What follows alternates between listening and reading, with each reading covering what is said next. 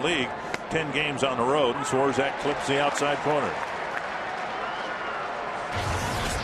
He's taken care of extending that streak in this series early in the ball game in his first or second at bat. Now 1-1. Yeah, that hitting streak the longest in the American League this year. And Ichiro Suzuki with Seattle, he's at 21 right behind him. So they're kind of going back and forth. Right now it's Ellsbury with a 22-game hitting streak. Fly down the left field line, a lot of air time, and Delman Young in fair territory makes the catch, one away.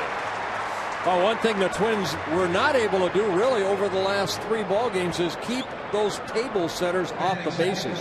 Both Ellsbury and the guy up the plate right now, Pedroia, they've been able to get some hits in this series. And that's a good first out right there, getting Ellsbury. And now Pedroia. Well, you're right. With Ellsbury red hot right now, Pedroia has been consistent among the league leaders in hits.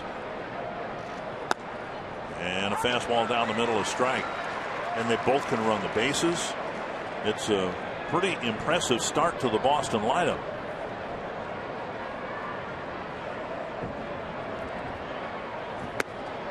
On the outside corner, 0-2.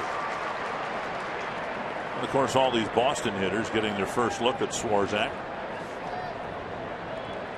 Yeah, Pedroia currently on a 10-game hitting streak. He goes after that fastball and whistles it foul. Well, Joe Mauer caught Swarzak in his major league debut when he started against the Brewers. Now it's Mike Redmond behind the plate. And again, Mauer in the lineup as the designated hitter. 2 strikes. And Pedroia bounces it weakly to second. Colbert to Morneau. 2 down. So a good start for Swarzak and a matinee here against the Red Sox.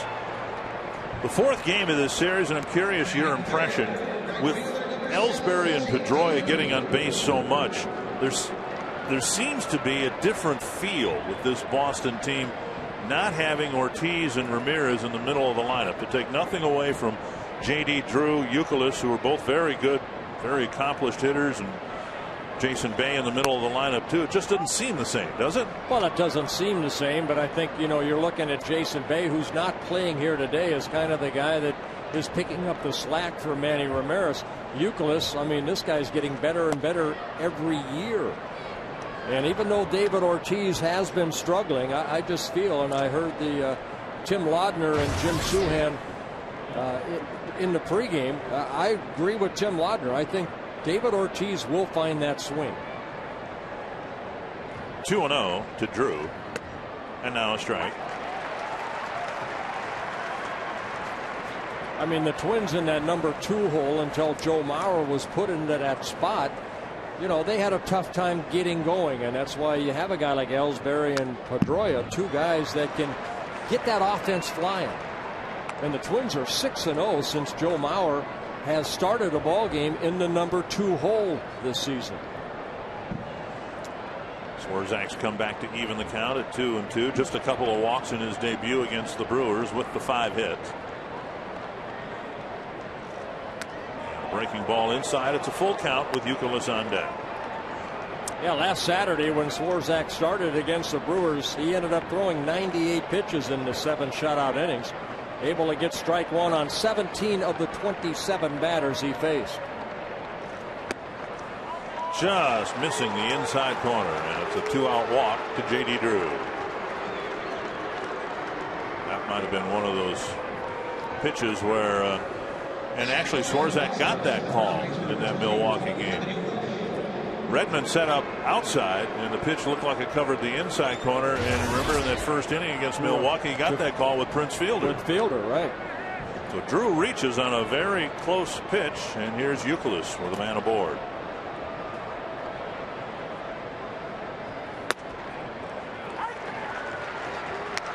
Well, let's take a look at this ball 4 pitch right here. Redmond wanting it away, and the ball a little bit maybe low, but not missing by much. That's where you want to be, down in the strike zone.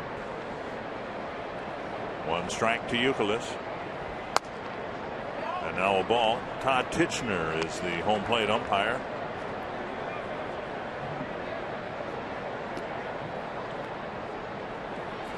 Jerry Lane, Tony Randazzo, and Chris Guccione, the rest of the crew, everybody getting a shot behind the plate in this 4-game series. Breaking ball is swing and a miss, 1-2. Oh, good curveball right there, and that's the breaking ball that Nick Blackburn was able to strike out Youkilis a couple times the other night.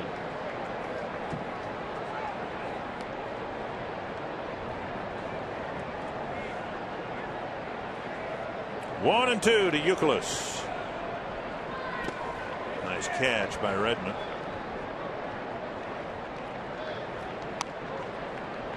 Here's the pitch we referenced in the first inning of Swarzak's debut. Target outside. And that time Mauer really had to reach, but he got the called third strike. And no such luck here in the Drew at bat. A little bit high, and now it's 3-2 to Youkilis with Lowell on deck. Morneau trying to get Swarzak's attention. He'll play behind the runner Drew, who will be able to leave early.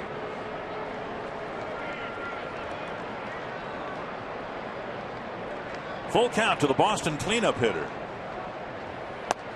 And he left it up high. Back-to-back 2-out walks. Well, base on balls haven't really been an issue for Swarzak in the minor leagues. Rick Anderson wanting to go out and chat with his right-hander right here. In the minor leagues, Swarzak averaged 2.7 walks per 9 innings and about 8 strikeouts per 9 innings. Our quick trip to the mound.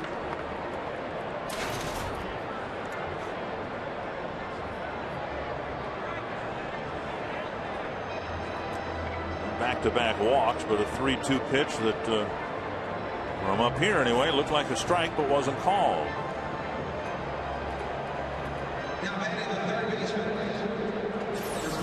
And here it is.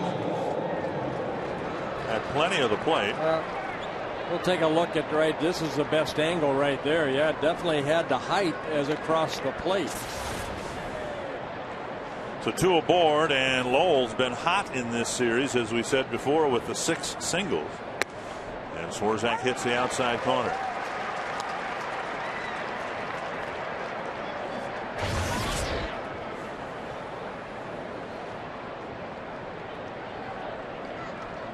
One strike.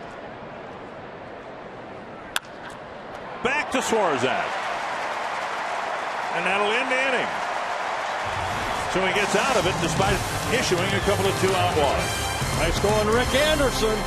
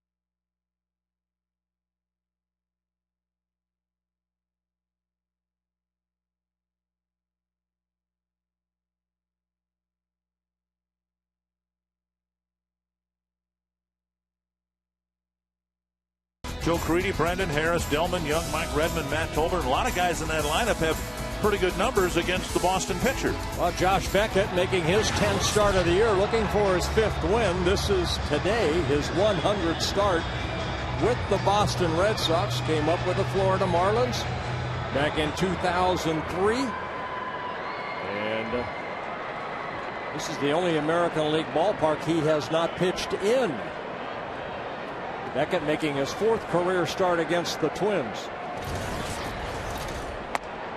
Up and in to Denard Span. Ball 1. Span with 4 hits and a walk last night. He said after the game his legs were tired. He was on base so much. Joking, of course.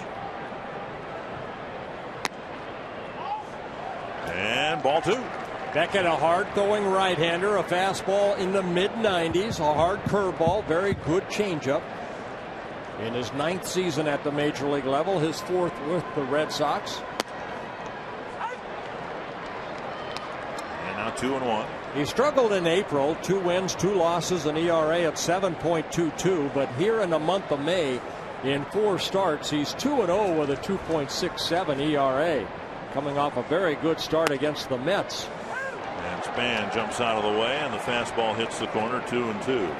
Beckett had back-to-back starts he'd like to forget at home with the Yankees. Gave up 8 earned runs in 5 innings. And his next start in St. Petersburg, 4 2/3 innings with 7 earned runs. Other than that, he's been pretty good. Swing and a miss, and he comes back to strike out Span. Well, 5 straight fastballs, gets his first strikeout. The Boston defense. Jeff Bailey getting his first start in left field. Jacoby Ellsbury in center. J.D. Drew in right.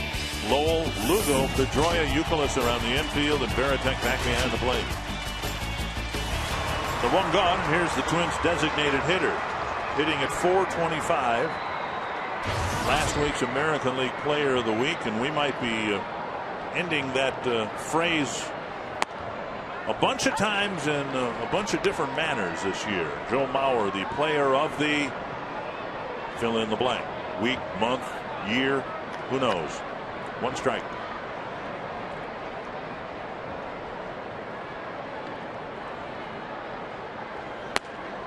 One and one. Well, Beckett, 28 years old, came up with the Marlins. Pitched in 2 World Series championship ball clubs, the Marlins and the Red Sox.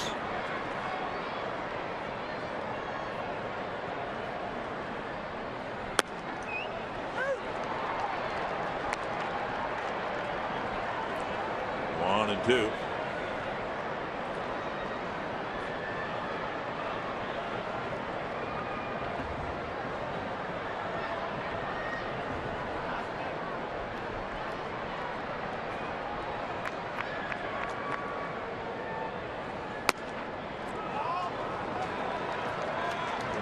Pitches into his outing. Beckett's thrown 5 strikes, and the Twins have offered just 1 swing against Beckett. That was Span's 2-strike swing.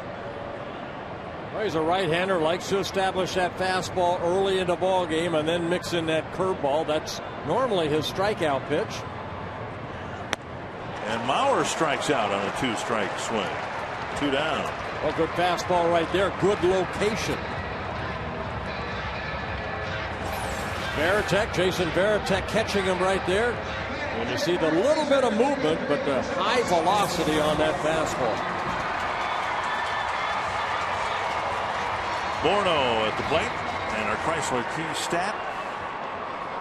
Tied for 6th in batting average, tied for 3rd in home runs, 3rd in runs batted in, 1st in slugging percentage. And the first breaking ball snaps over for strike 1. So 10 straight fastballs, and then he got a get me over curveball for strike 1 to Morneau.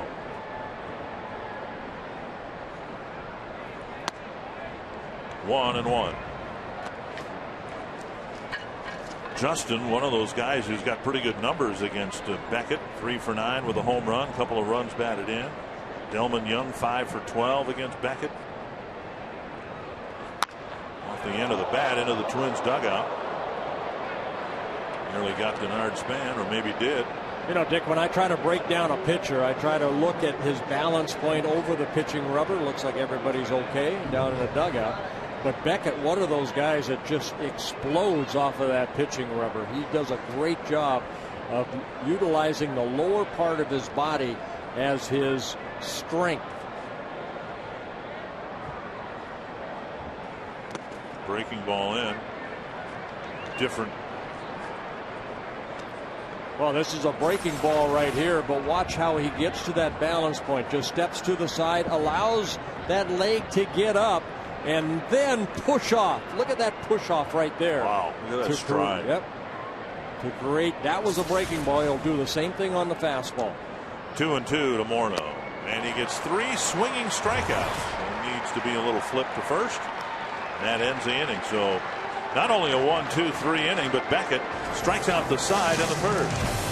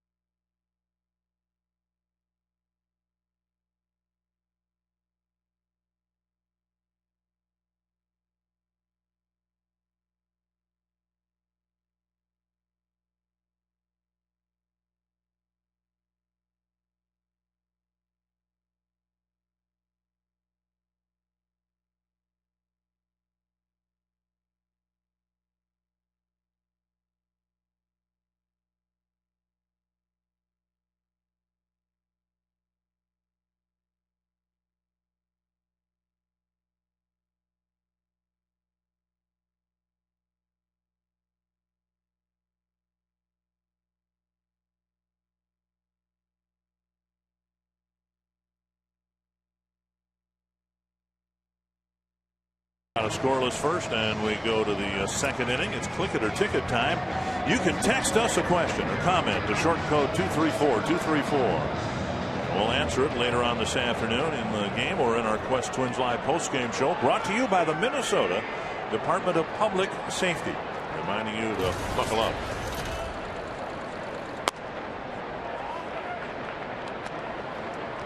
One 1-0 to David Ortiz. Veritek and Bailey to follow.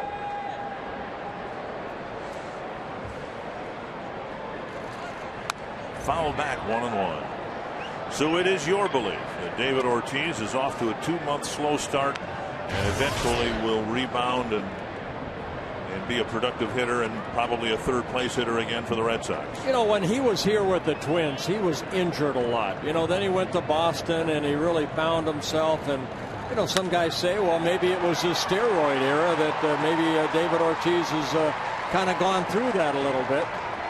But I just think he's a career .287 hitter, so you're not going to lose that right away. You're going to go through slumps, and it becomes more of a mental thing.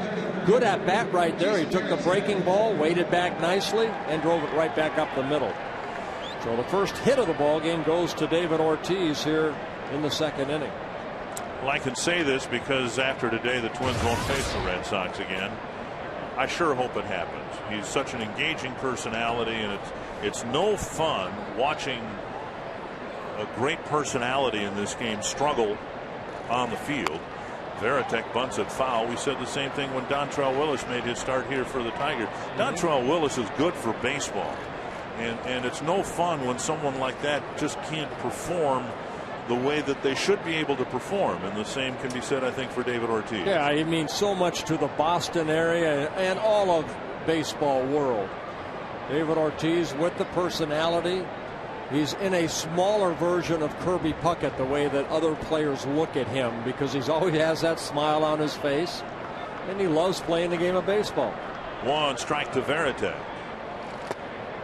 dug out by Redmond. Varitek caught Beckett, and Todd Tichenor with a 4-hop throw back to the mound. Well, he wasn't sure if Swarzak was actually looking at him, so he kind of threw a little changeup out there. And I think right now he's getting it from both dugouts.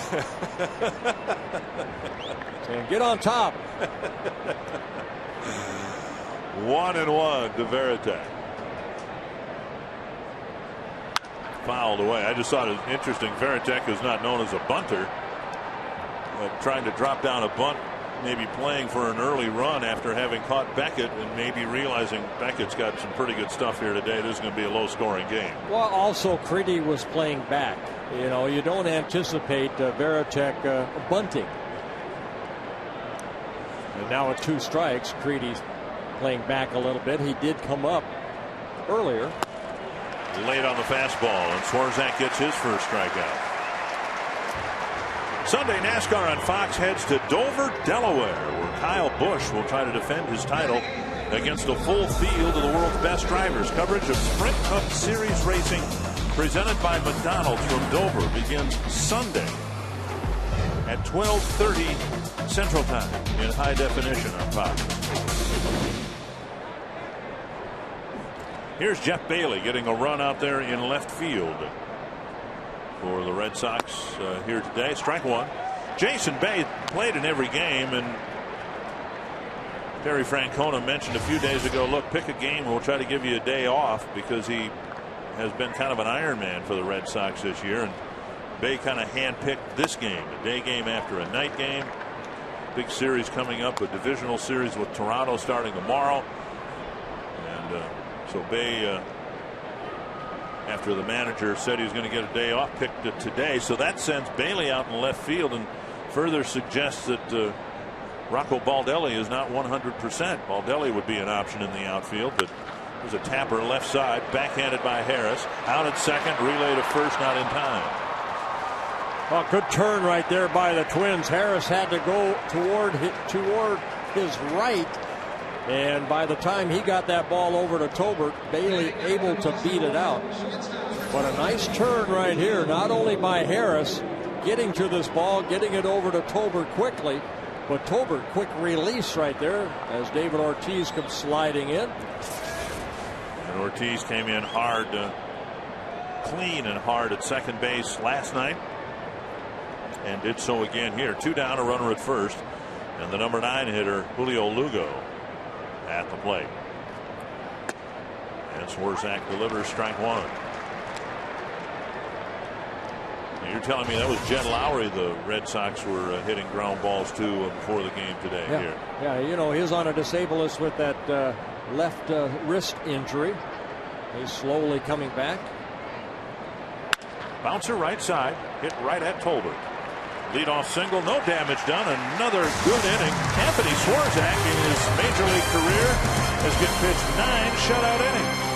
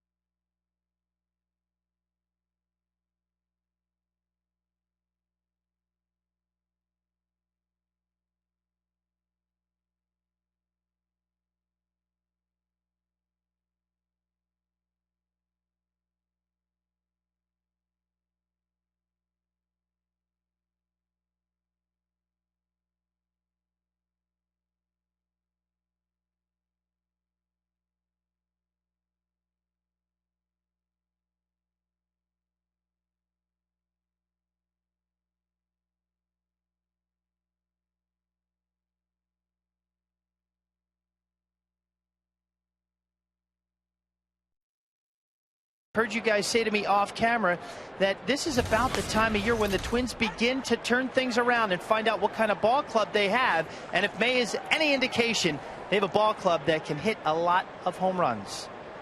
Which would be a change from years past. Thank you, Robbie. Jason Kubel taking inside. It's 1-1. I don't know why it is. It just seems like when interleague play starts, the Twins find an identity and start playing better baseball. Kubel hitting in the cleanup spot. Swings and misses. I don't think anybody has so much as hit a foul ball against Beckett yet, have they? Well, you know what, Dick? I mean, when you look at what the Twins have been able to do here in the month of May, you know, they're playing .500 in the month of May. And, you know, all the home runs, 38 home runs. And right there, 4 straight strikeouts and the first called strikeout. And Beckett is on fire. 4 up, 4 down, all via the strikeout. In the month of April, the Twins hit 16 home runs. About 25% of those home runs. There's a good fastball right there. Ball coming back. Yeah, he's nasty right now. But the Twins in the month of April, about 25% of their runs were produced via the home run. And here in the month of May, about 45% of their runs scored have come because of the home runs. The grand slams, the 3-run home runs, and the 2-run home runs. Deep to left field. Creedy catches up with a fastball, and the first guy to make contact against Beckett slugs a home run. Well, I guess his right hand is okay. Creedy hitting his 9th home run of the year. And there was no doubt about this one. He caught up to that fastball and hit it deep into the bleachers in left field.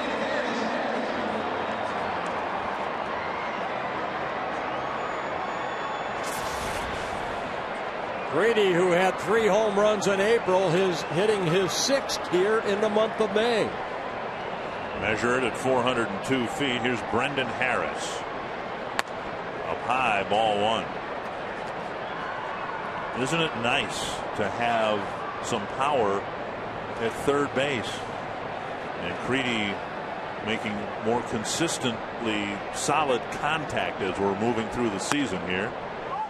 That just missed 2-0.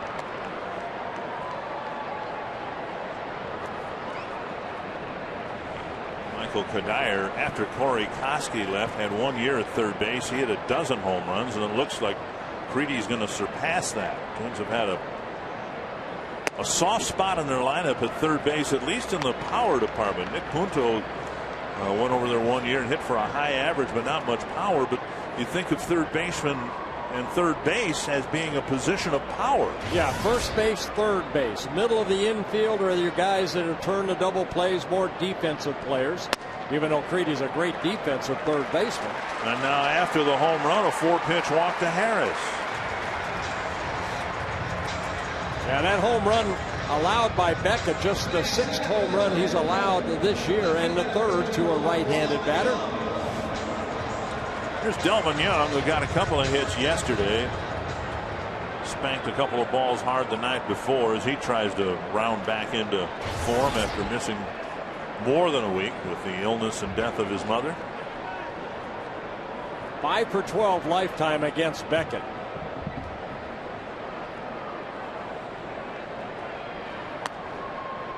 And he takes up high. I had the second pick and picked the stick, and I went with Delman because of the numbers. And he's every day since he's come back, he's had better and better at bats. I just feel he's going to have some good at bats here today. I keep wanting to say tonight, but today.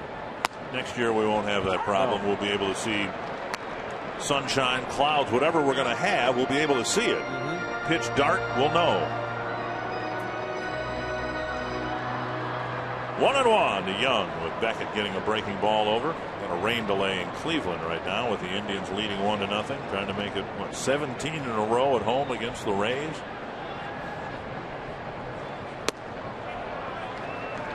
Breaking ball wide, 2-1. I woke up this morning, you get outside and you see the blue skies, and how can you not think about what this is going to be like for the fans next year at this time. Beautiful new outdoor ballpark. And there's our outside. If you look hard enough from where we sit, you can see the nice day outside. 2-2, another breaking ball over for Young. And who knows, Joe Creedy might find himself at third base at Target Field for the Twins next year. He's been a good fit so far this year. He's fit in well to the clubhouse. He's provided some pop at third base. He's given the Twins good defense. Check swing. And even Delman Young taking a few pitches here against Beckett. And he's run the count full.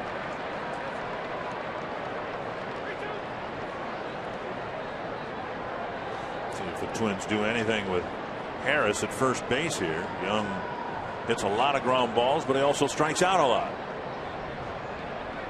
And Harris gets back to the bag.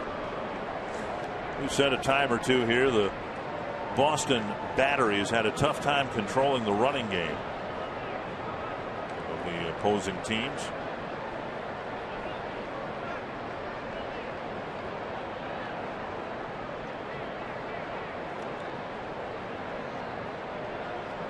Harris goes, and the pitch spun back over the net. Hey, threw a 3-2 breaking ball right there, and Delman fouled it off.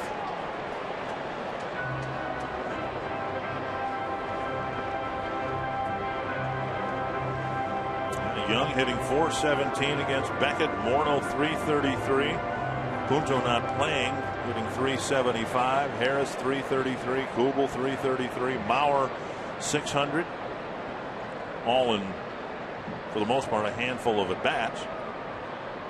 Harris goes again, and it's ball 4. Back-to-back walks. And Harris will stand at second base, and Beckett striking out the first 4 batters, now running perhaps into a big inning here in the second. The Twins are back home Tuesday night to take on the Cleveland Indians. It includes a Pepsi half-price Tuesday, a Hormel $1 a dog night, and 3 games of Twingo presented by Applebee's. Lots of fun when the Twins return home next week. Tickets available at twinsbaseball.com or call 800-33-TWINS. Speaking of battery mates, one of Beckett's former ones, Mike Redmond. They were together in Florida.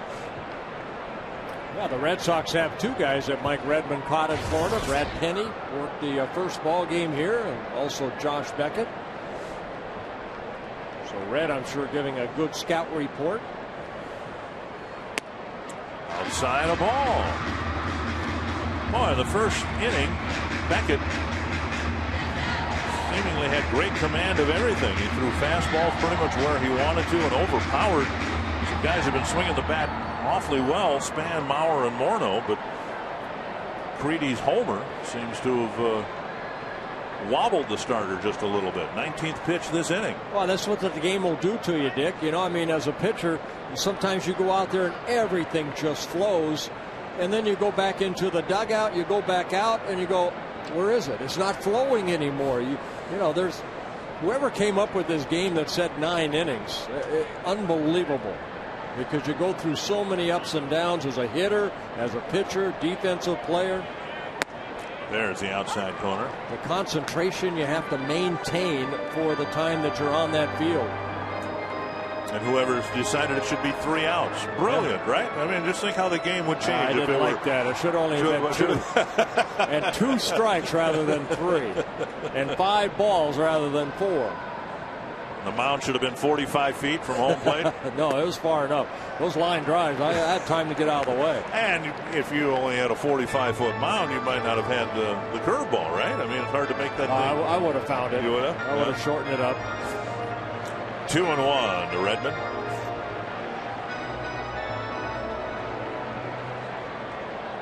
Sometimes the players who play it are imperfect, but for those of us who love this game, we think the game itself is perfect. Cracked foul, 2-2. Redmond trying to Hope the Twins put a crooked number up on the board here after the Creedy solo home run.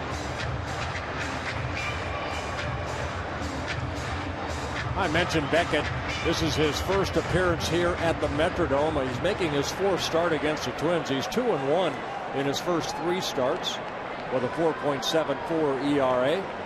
Giving up 10 earned runs in 19 innings pitched against the Twins.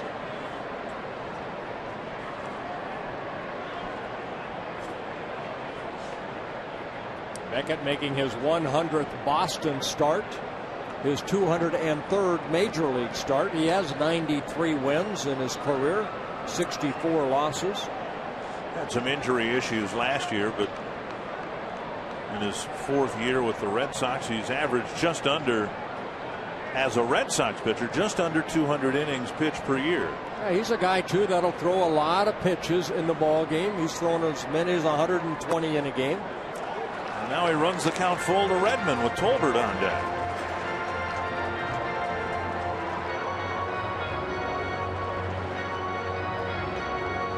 Well, Red has caught Beckett right here, and he knows when you're hitting in the bottom of the lineup that Beckett does not want to walk him. He's not going to fool around with Redmond. He's going to come after him, I'm sure, like a fastball away. Hopefully Red can do what he usually does, shoot that ball to the right field area.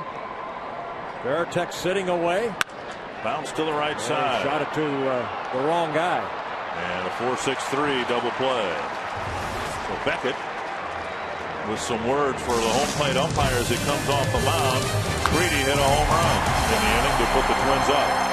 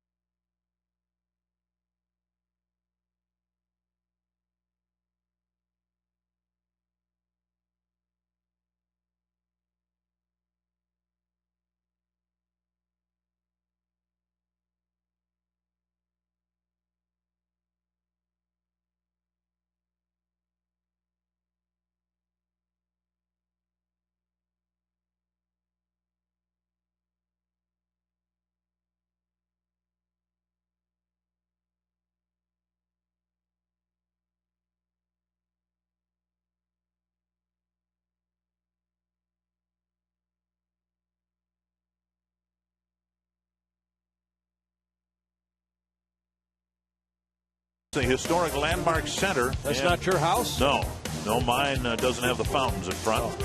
Rice Park in downtown St. Paul. It was built in 1902 and originally served as the federal courthouse and post office in the upper Midwest. That's a beautiful building right there.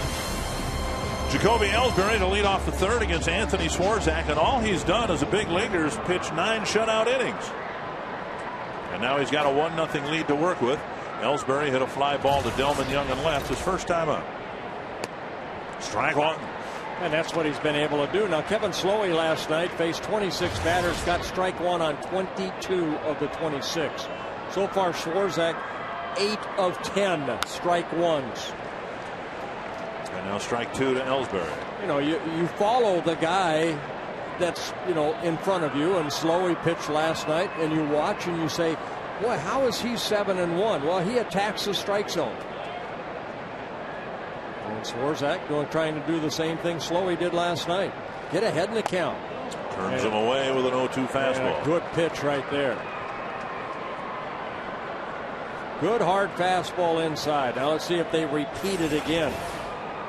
You're ahead in the count. Go hard in there, and you saw the extension right there of Swarzak, making sure he got that ball inside. And a curve, grounded to second. Ellsbury retired for the first out. Twins fans, you can get into the game on FSN and talk baseball. Submit a question to us online at carsoup.com/baseball. Len Perry from beautiful Cambridge, Minnesota, wondering how Pat Neshek's rehab is coming along.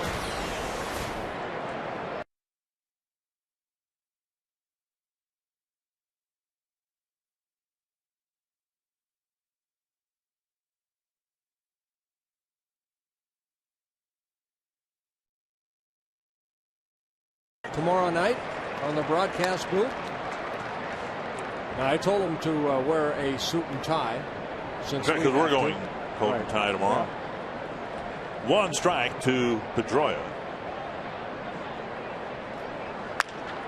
Oh, one hopper to Creedy. Swarzak ducks out of the way. Creedy throws across the mound, 2 down. Well, he's doing exactly what he did here 5 days ago, and that's changing speeds. A little off that fastball right there. Pedroia a little out front, and he gets that ground ball out. Now, he said in our pregame show he needed to change things up a little bit, that you could not do the same thing 2 starts in a row. And I heard that. It made me wince. Why would you want to do anything other than what he did? Here's Drew. Ball 1. Is he talking about pitching patterns? Or, I mean, it's not the second start against the same team, right? I mean, that was the Brewers. These are the Red Sox.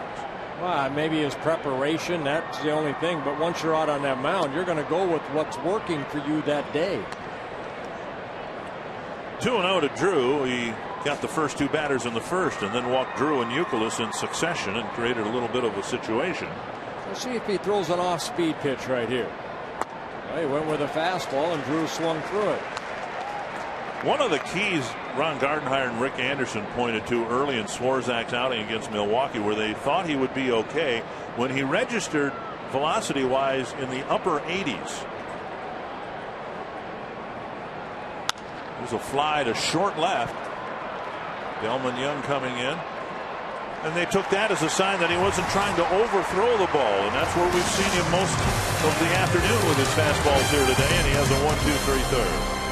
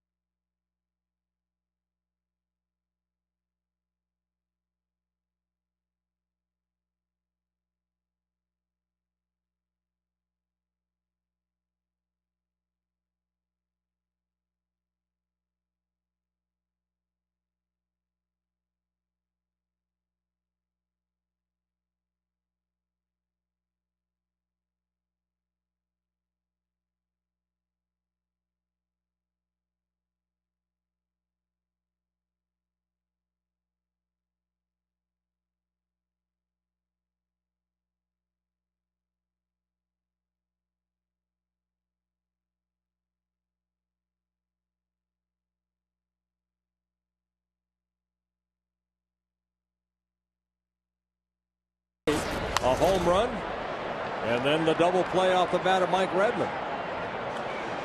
Beckett with a couple walks in the ball game, 4 strikeouts. Tolbert, Span, and Mauer. Look at that baby caught that ball. Wow, that is awesome.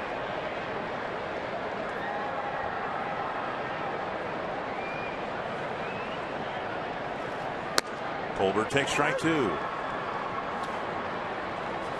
Yep. It'll be a Gaylord spitter in no time.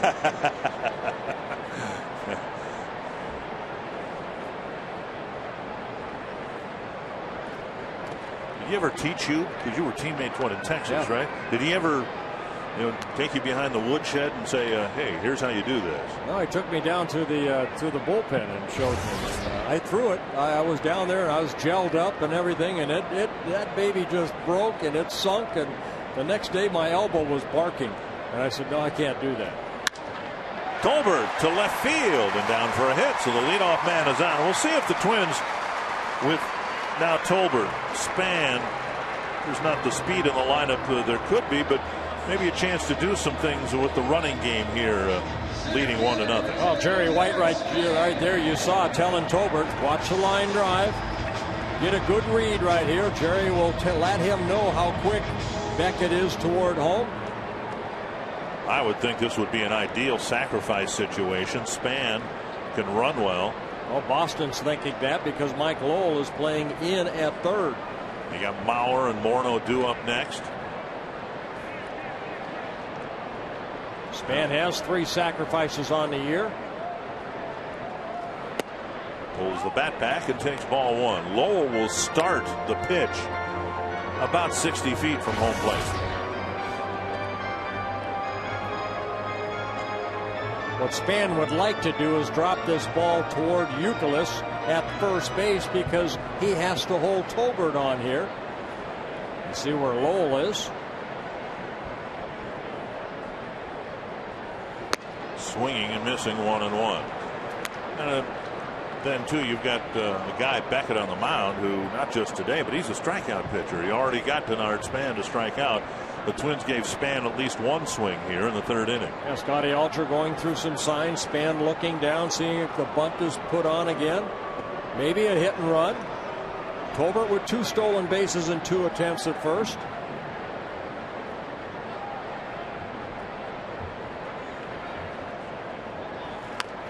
There's a bunt. And a good one. Varitek fires on a close play. Span's retired. The sacrifice complete. And Tolbert's in scoring position. Yeah, Gardy let Span swing once. Beckett fell behind 1-0. He let him swing, and then they put the bunt back on. A good sacrifice right here by Denard Span. These are the little things the Twins need to do throughout the summer to stay in the race.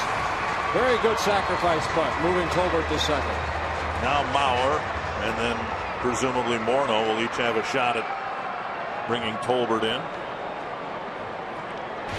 Phil struck out on a 2-2 pitch back in the 1st inning.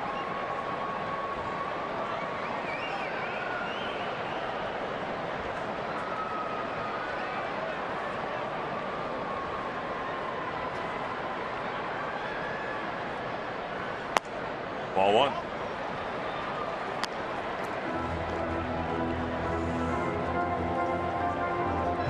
Beckett has retired just 6 batters so far. You can see Mauer's month of May with men in scoring position.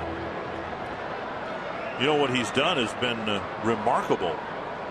He's put up numbers, and if you just looked at the numbers, you'd think he was with the Twins all season long.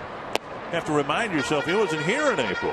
He's already got 11 home runs and 32 runs batted in. 2-0. Still about 40 plate appearances short of qualifying for any league leadership in the batting race.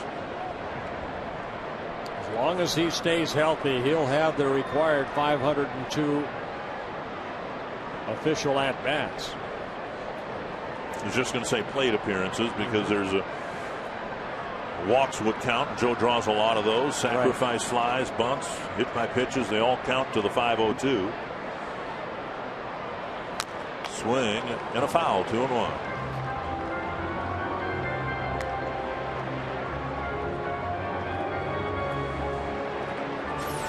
Coming right to the camera.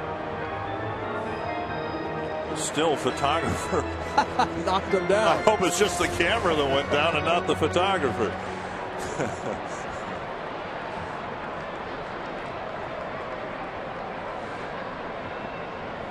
2-1. Where's Bob Casey when we need him? Fouled away. And then you remember, you see the old newsreel footage where the photographers were on the field during while the game was being played.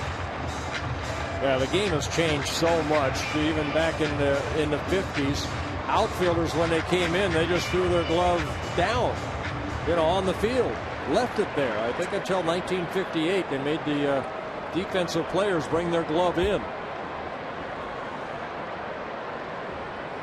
2-2 to Mauer. Speedy Tolbert's at second with one away. Sliced foul.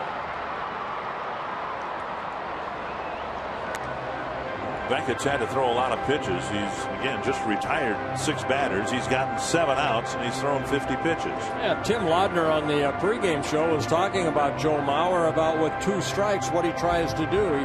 He thinks that, with the count in his favor, he's looking to hit the ball a little bit harder, a little further. That accounts for the 11 home runs. But with 2 strikes, try to shorten that swing up a little bit, make good contact, try to drive it the other way. Busted his bat and a little dribbler to second.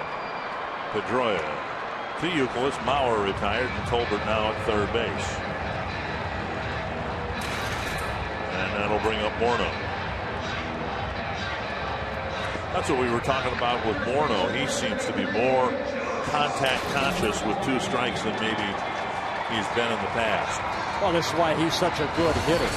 I mean, he's tied 60 in the American League coming into this ball game, hitting at .343 coming into the ball game. But he's a guy that, yes, he can hit the ball, he could drive the ball, but when David Ortiz, when he was hot for the Boston Red Sox, he would hit the ball so much the other way. And I remember when Justin first came up, I compared him to David Ortiz because of the way that he can hit to all fields with power.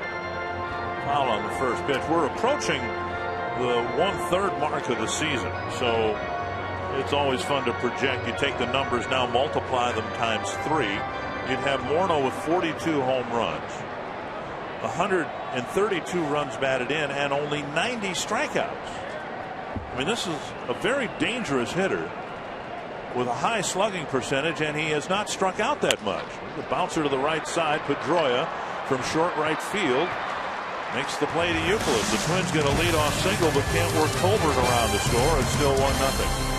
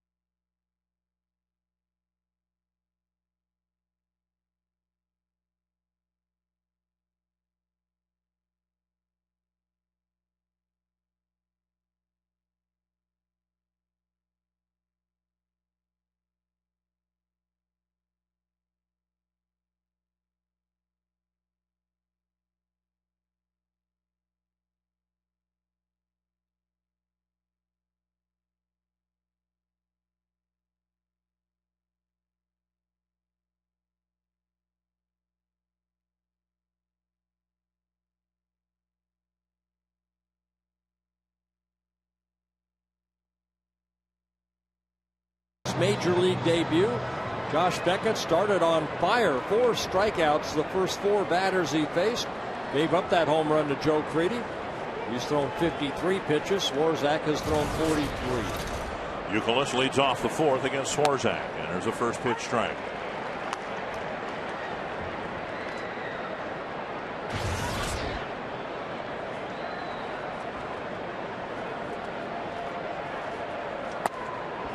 And up high, 1-1.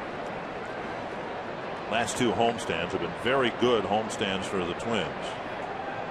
The one a couple weeks ago, swing and a miss, 1-2. The Twins had a 5-1 homestand. In the one game they lost, the bullpen sprung a leak late in the ball game.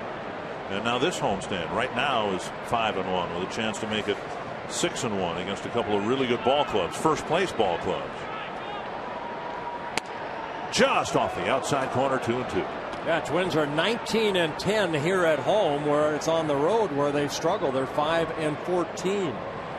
That'll be the challenge starting Friday night in St. Petersburg, to play better on the road. Then we're home for 3, then a week and a half long road trip coming up. Whack foul. Good changeup right there, and Youkilis way out front.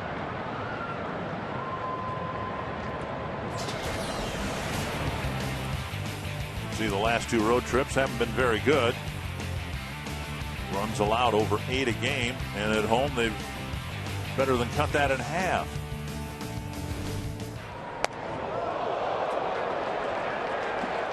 Up and into Youkilis, and it's a full count. Another good pitch right there, because remember, Youkilis, we got him. They struck him out on that curveball, so he's leaning a little bit. Swarzak going hard in with that fastball, and Youkilis getting out of the way.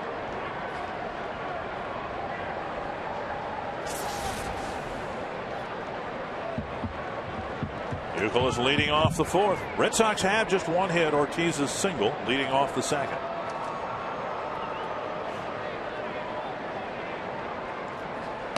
Half swing. Did he go? No, it's ball 4 and a leadoff walk. That pitch not missing by much either. Third walk issued by Swarzak. Well, he went back inside again, and Youkilis very close right there, pulls the bat back. You know, since Ron Gardenhire's been manager since 2002, the Twins have had success here against the Boston Red Sox. 17-8 here at the Metrodome, and 9-15 in Boston. So overall, 26-23 up against a very, very solid organization. Taylor made double play ball, and the Twins turn it. So one pitch after the walk, Swarzak gets a double play. And while the home record's very good, when you factor in what Boston's home field record and advantage is at Fenway Park, even that 9-15 isn't so bad. I mean, the Red Sox perennially have the best home record in the major leagues, and while 9-15 isn't anything to call home about, it's not that bad either. Yeah, again, both these teams train in Fort Myers, Florida during the springtime, so they see a lot of each other, but very good numbers for the Twins against the Boston Red Sox. Hey, who owns the Mayor's Cup, by the way? They have 5 games a year. Boston got it again. They have it again. Terry Francona has no idea where it is, but they own it. Half expected him to bring it here just to flaunt it in front of Ron Gardenhire. Last time I saw it was a couple years ago in spring training, and it looked like somebody had dragged it behind a truck about 6 blocks. It's all dented, banged up, scuffed, but there's a lot of pride. Yes, there she really is. 2 strikes.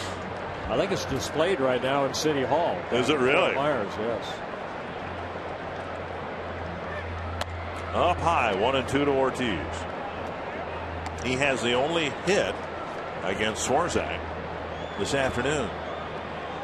And it was a nice hit, too, because it was a breaking ball, and Ortiz took it right back up the middle toward the left field side. Oh, my. That bat broke in his hand. Ortiz snaps the bat, trying to check his swing, and the bat.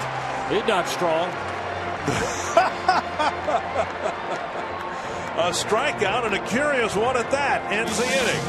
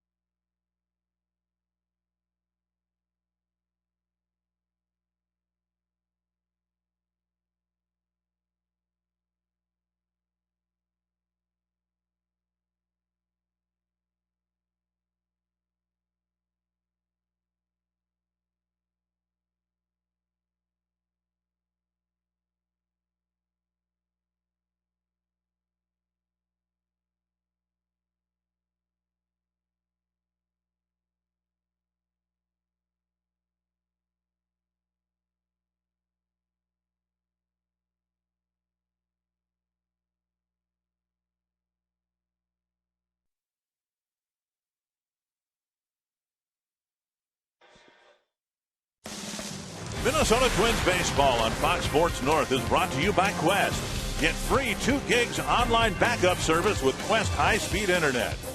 By Grand Casino Mille Lacs and Grand Casino Hinckley. Expect grand. And by Chrysler. From power and efficiency to innovation and style, it's the way our vehicles come together that sets us apart. Chrysler. 4 shutout innings for Swarzak, and now Jason Kubel on the first pitch. Dribbles it to second, 1 away. Beautiful spring afternoon. What could make it more interesting than a riveting Aflac trivia question? Aflac, Who holds the Twins record for RBI in a month? Home runs in a month. I think it's Harmon Killebrew, so I'll just take the easy way out and say it's Harmon.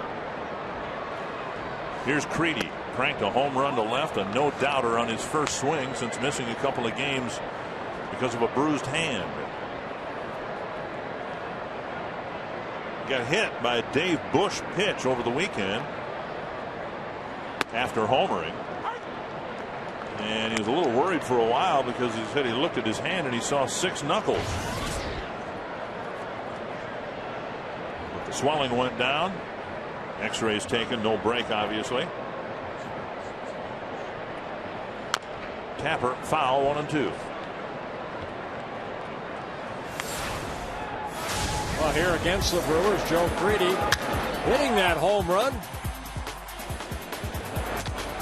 And then that pitch not that far inside, kind of a check swing, and gets that right hand.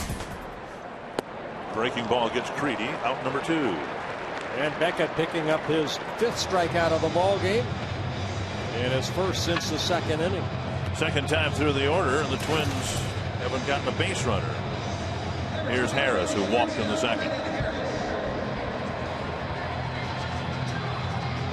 Well, the Twins ran up the pitch count on Beckett. What was it, 54 pitches through 3?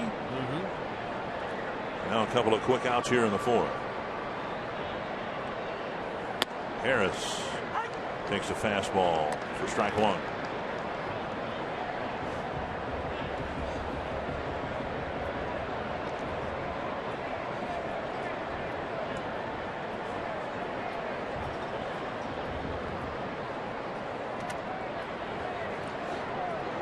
One and 1.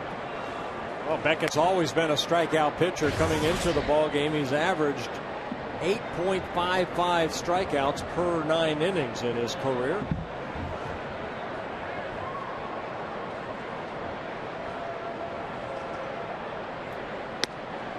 Another breaking ball over for a strike. He's got a good curveball.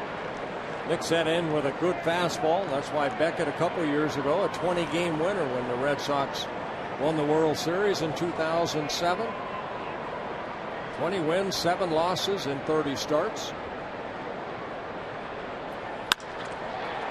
Caught by Youkilis. A line drive headed to right field, but intercepted by Youkilis. And the Twins go down 1-2-3 in the 4th.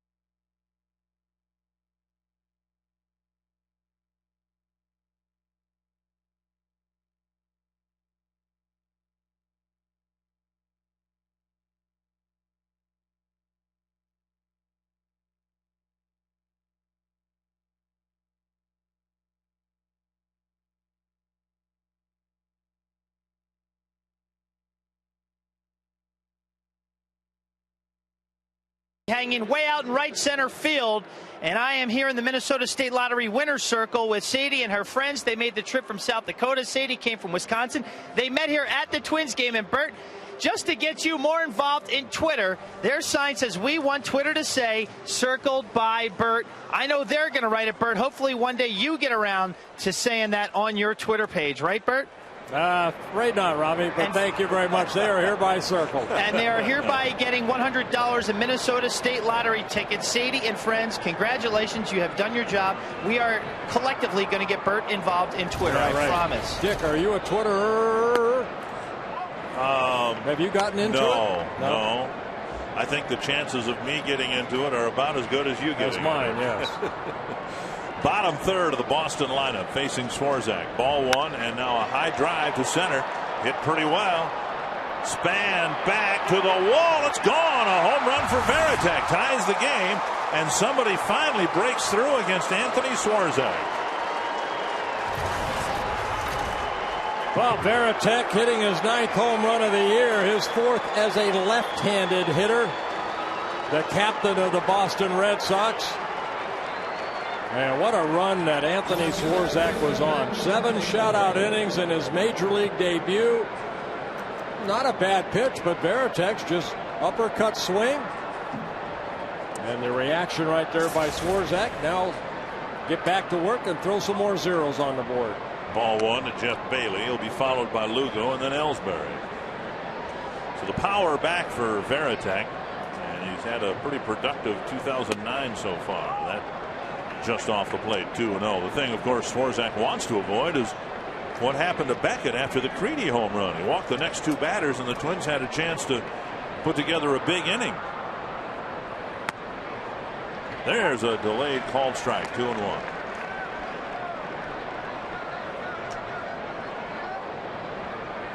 Bailey bounced into a fielder's choice, hit a ground ball to Harris his first time up.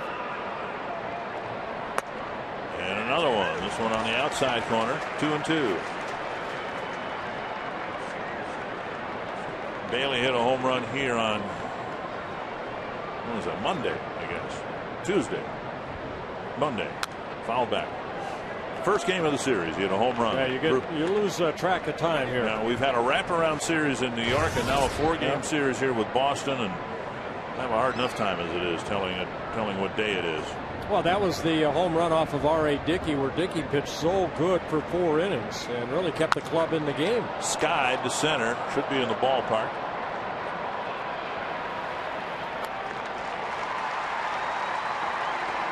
Tickets are on sale for the 2009 autograph party presented by Spire Federal Credit Union. The date for this year's event is June 20th. Tickets purchased now are $30, and remember the event has been sold out the last couple of years.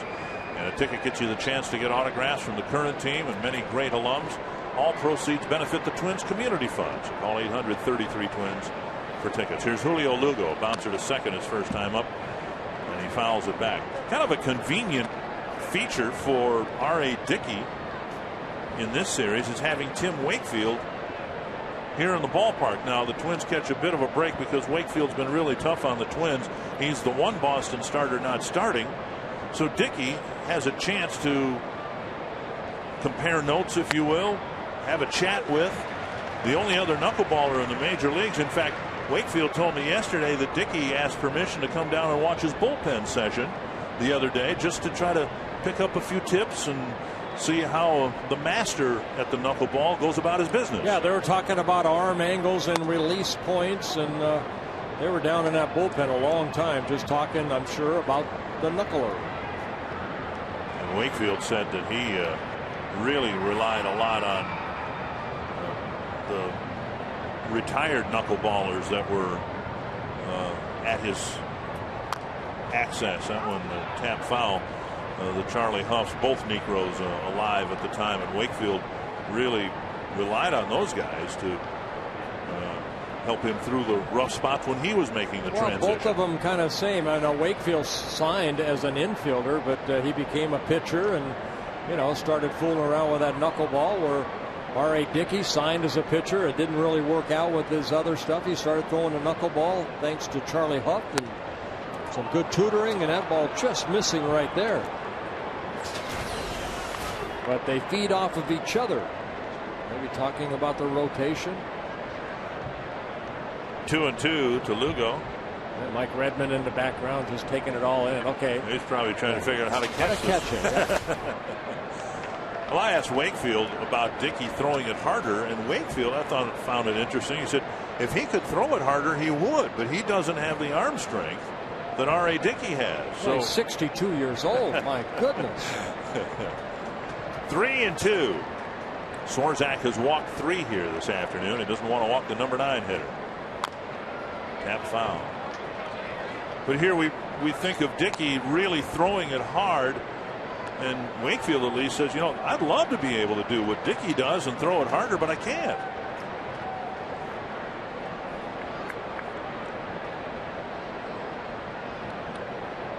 Three and 2 to Julio Lugo.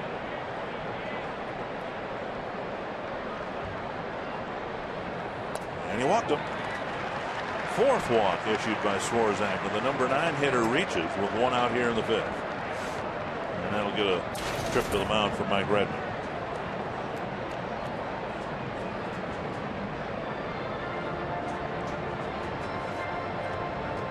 And Harris will join the chat on the mound. Ellsbury, the hitter, 0 for 2 on the day. Still in a rain delay in Cleveland. It's 1-0 Indians. And the Rays, of course, have to finish that game if they can finish it, and then fly home to open up a series with the Twins tomorrow night. And the Rays really banged up. Akinora Iwamura gone for the season. Jason Bartlett out for at least a couple of weeks with a bad ankle. Well, Scott Kashmir on the disabled list, so they've had some injuries. Troy Percival, we talked about him thinking about retiring.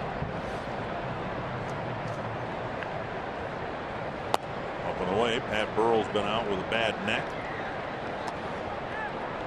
1-0 to Ellsbury.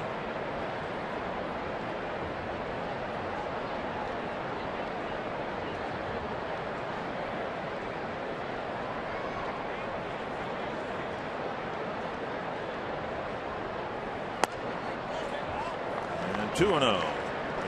Coming in front of the plate, trying to settle down Swarzak and get him back in the strike zone.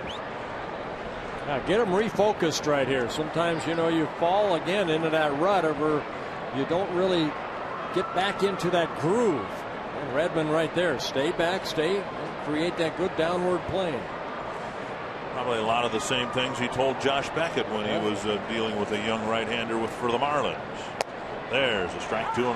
And you see Redmond right there kind of acknowledge good pitch.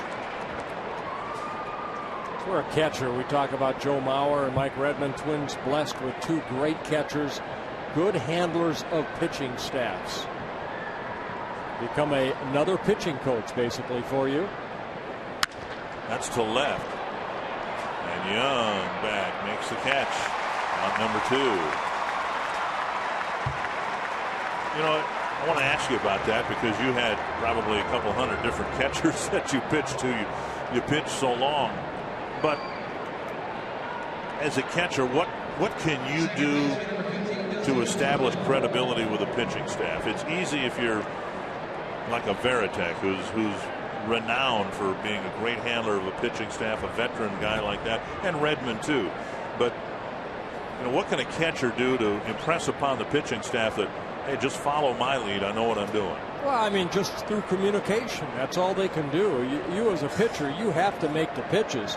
But Redmond right there gives him a good glove. Give me a good sign. I was very fortunate when I first came up. George Meadowall was a good handler of the staff, and then a couple years later they traded George Meadowall to the Cubs, and the Twins got Phil Roof. And Phil Roof to me was one of the best catchers I ever threw to, because not only was he a big strong man with a huge paws, big hands, but if I didn't make the pitch he wanted, he had a pretty good arm. He used to throw that ball about ankle high, and I used to have to jump to get out of the way, and he'd look at me and point at me with those big fingers, and I thought, okay, I better make my pitches or he's going to come out here and think that my head is a pimple and squeeze it.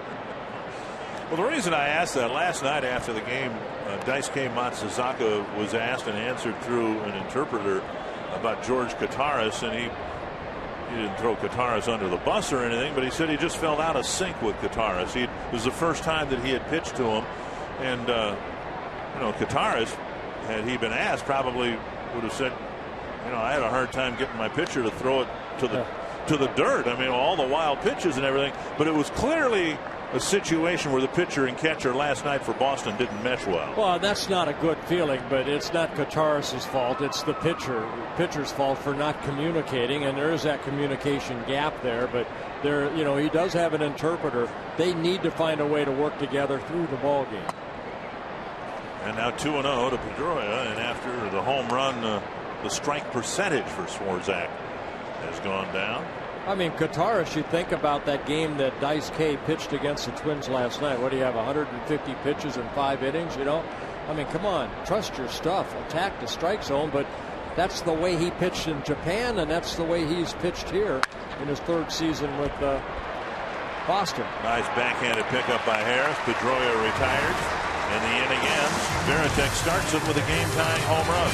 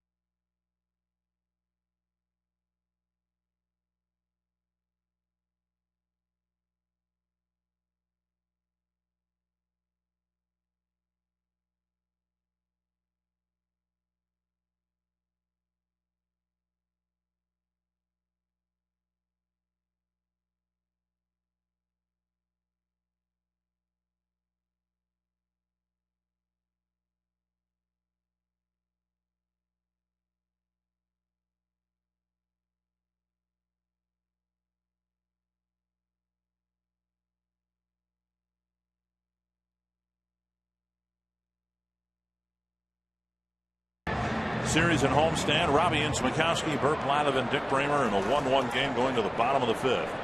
And Delman Young will lead off the bottom of the 5th against Josh Beckett. I miss Ron Coomer down in the camera well. Yeah, most days. Traitor. Most days, Ron Coomer works on our broadcast. And for today, at least, he's Ron Kuma.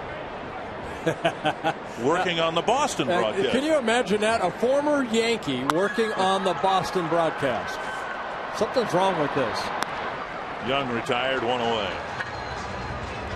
Now, Jerry Remy, the everyday color analyst, has lung cancer, and he's missing some time. And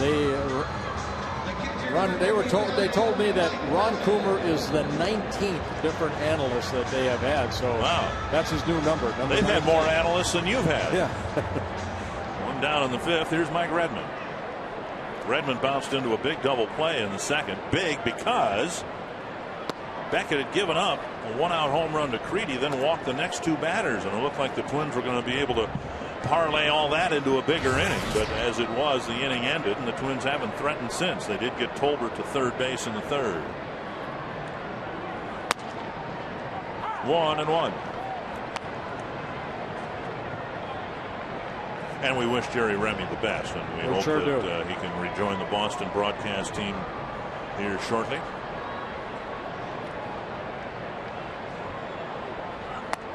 Two and 1. 67 pitches for Beckett, who had a quick 4th inning and a quick first out here in the 5th.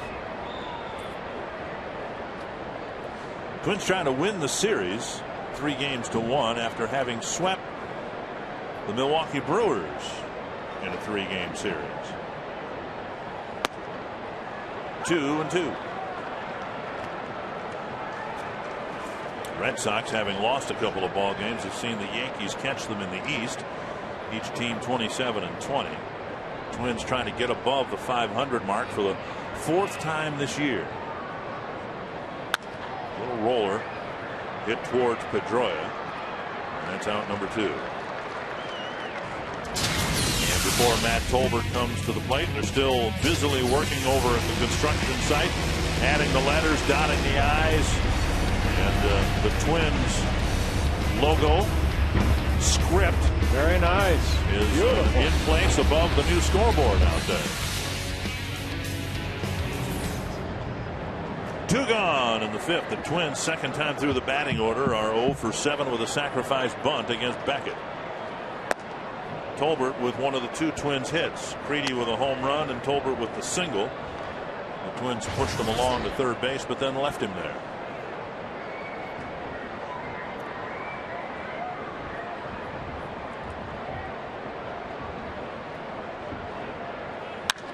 High fly to center. Ellsbury will catch it if he finds it. There's the catch. Another 1-2 inning for Beckett, who has settled into a groove onto the 6th in a tie game.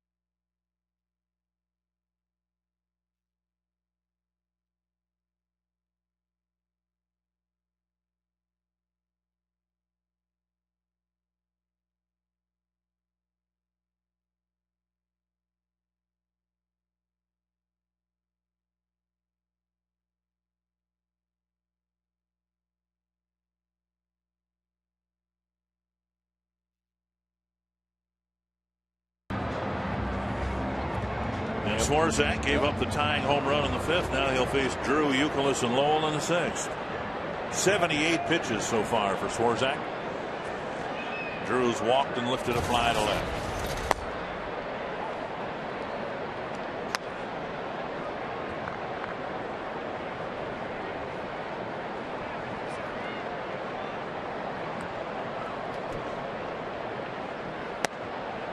And that hits the inside corner, 1-1. Swarzak doing a good job of working both sides of the plate. Changing speeds. 9 of his 15 outs have come on ground ball outs. Comes back inside and gets strike 2.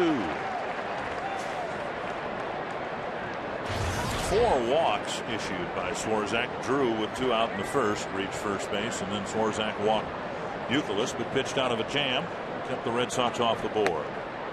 Missing inside, 2-2.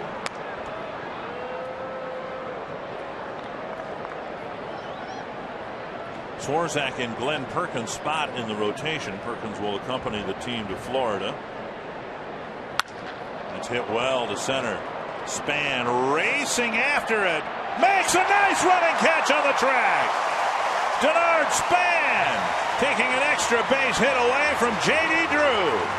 Boy, got a very good jump. He tracked the ball nicely. And just before he made contact to the wall, Span able to bring it right there. Very nice catch. The Home Depot doing more on defense like Denard Span. So one down in the 6th, and here's Youkilis. Giving Span a little while to get back into position. So a very well hit ball on Swarzak's 83rd pitch. Youkilis has walked twice. And Swarzak tries to tickle the outside corner with a breaking ball, but misses.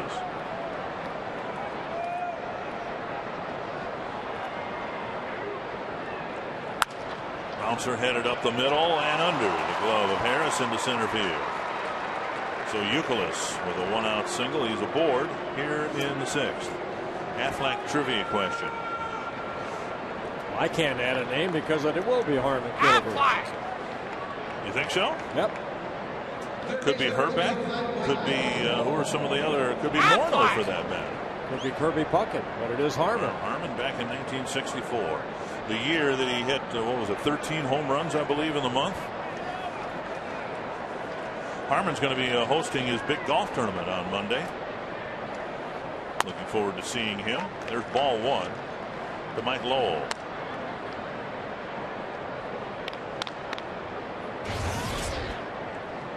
Lowell, a couple of ground balls. One hopper that Swarzak fielded and threw him out at first to end the first inning. And he got a double play ball off the bat of Lowell in the 4th. And now Redmond to the mound.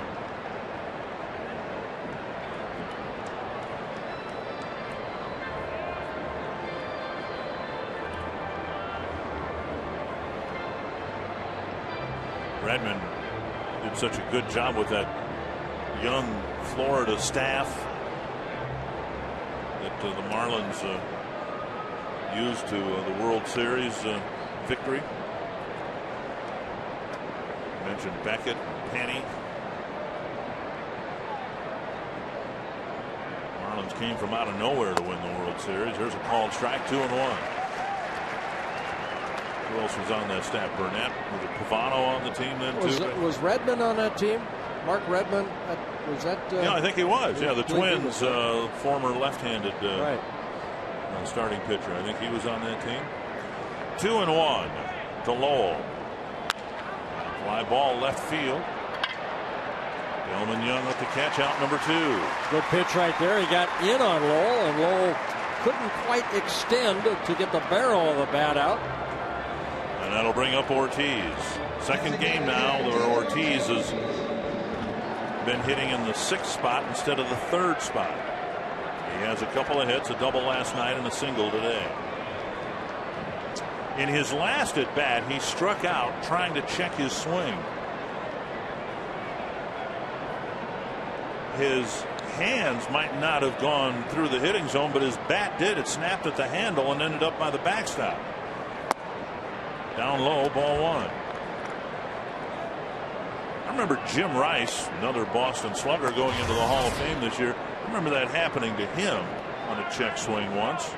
But that doesn't happen very often, does it? A guy snaps the handle of the bat off on a check swing. We had a kid from the Dutch team that did that. I don't recall his name right now. He did that against the Pittsburgh Pirates exhibition game. Big swing by Ortiz. Did the same thing David Ortiz did. The bat, he just holding the bottom of the bat in his hand. Ortiz giving the look of a hitter who might have missed his pitch. He took a pretty healthy swing at that ball. Well, it just shows you how strong hands have to be to make good contact. The whip that you can generate once you let that bat fly. 1-2.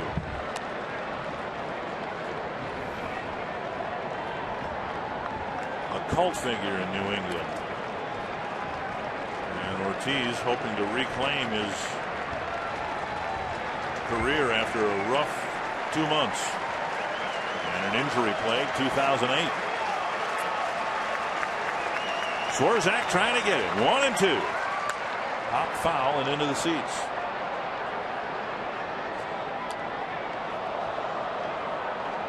Just want to touch on the point we made earlier. Swarzak, we're seeing him registered now in the upper 80s, and that was what Ron Gardenhire and Rick Anderson took it as an encouraging sign in his debut, that he wasn't trying to throw 92, 93. He was changing speeds with his fastball and just trying to hit his spots. Running it up there at 90, just a little bit off the plate.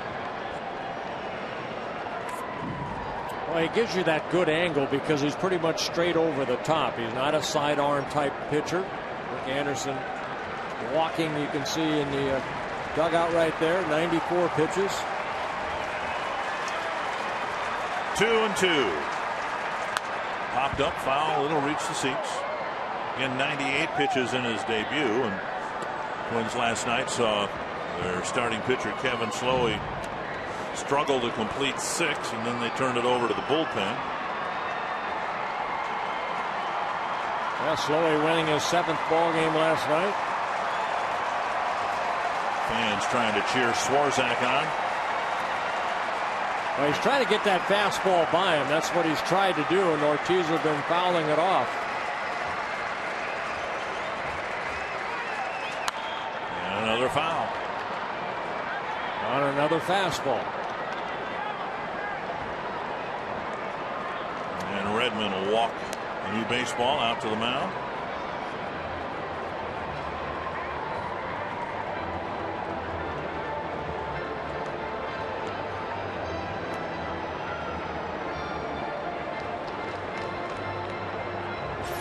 Well, you know that Ortiz is struggling when he misses pitches like this.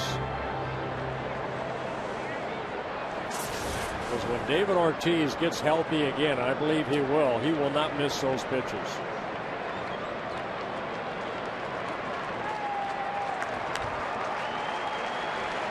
Another 2-2 to Ortiz.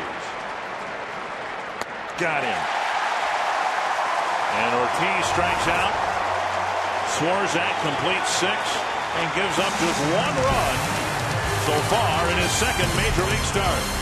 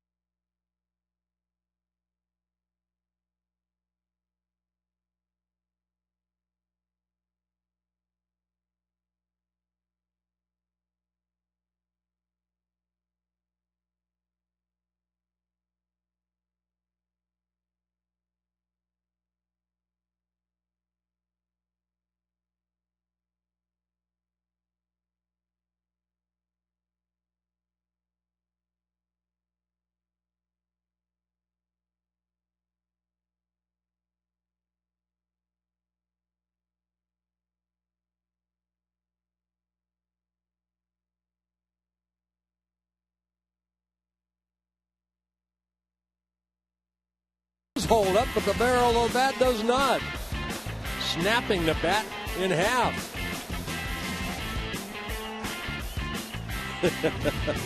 I didn't mean to go. You want the umpire? Can I have another swing?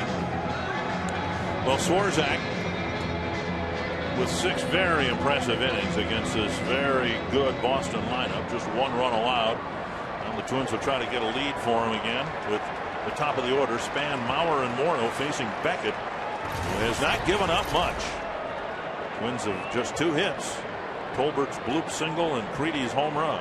Span takes a strike. Yeah, not a lot of offense this afternoon. Twins came in 3rd in the American League, hitting at 279 as a ball club. Red Sox 5th, hitting at 276.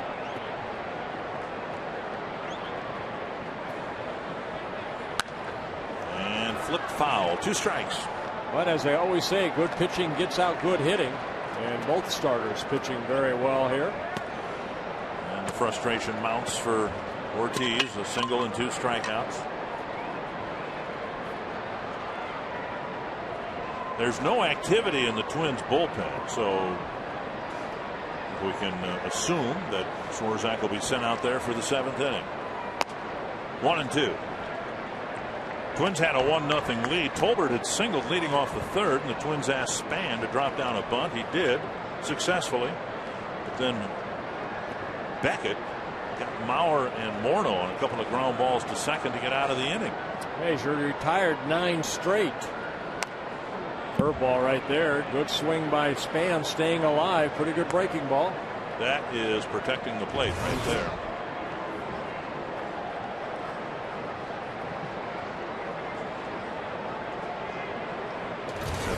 Pitches on the day for Beckett.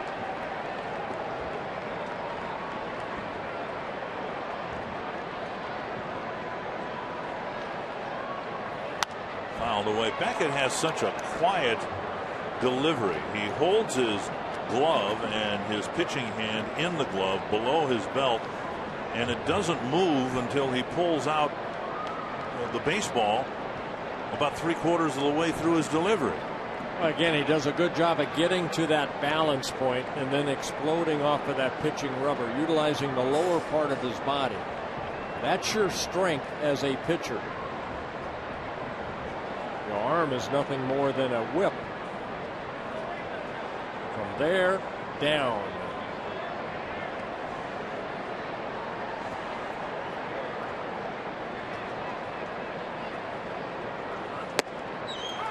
Came inside to get strike 3.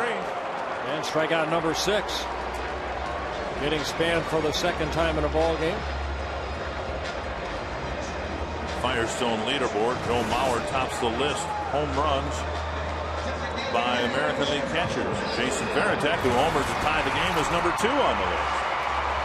Yeah, Joe with 11. Varitek now with 9. Jorge Posada has been out of the lineup quite a bit for the Yankees. Victor Martinez hitting some home runs this year where he struggled last year. You wonder how many of those he's hit as a catcher. The Indians have him at first base quite a bit.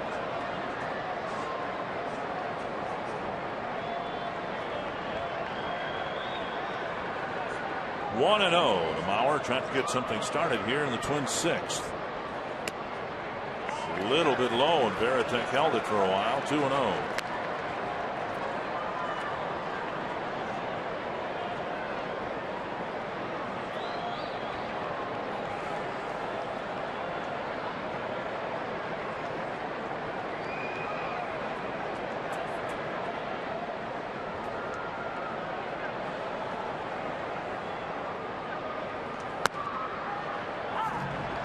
That call to strike. 2-1. Outside, but ball 2 looked like it could have been a strike.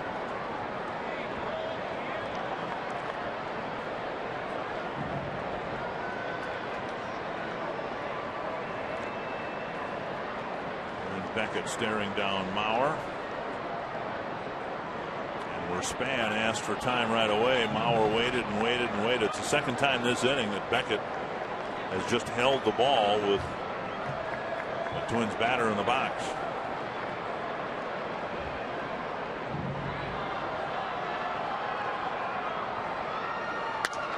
To the left field corner, and foul. Bailey playing his first game out there. He hasn't had any balls hit to him other than Tolbert's bloop single. First game in left field, and of course this certainly is an adventurous left field. day games, it's tough to see the ball up there and see what might happen if the Twins can lift a fly ball in Bailey's direction.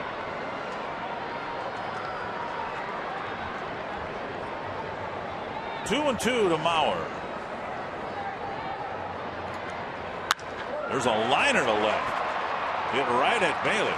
So Mauer hit the ball hard for out number 2. And that'll bring up Morneau.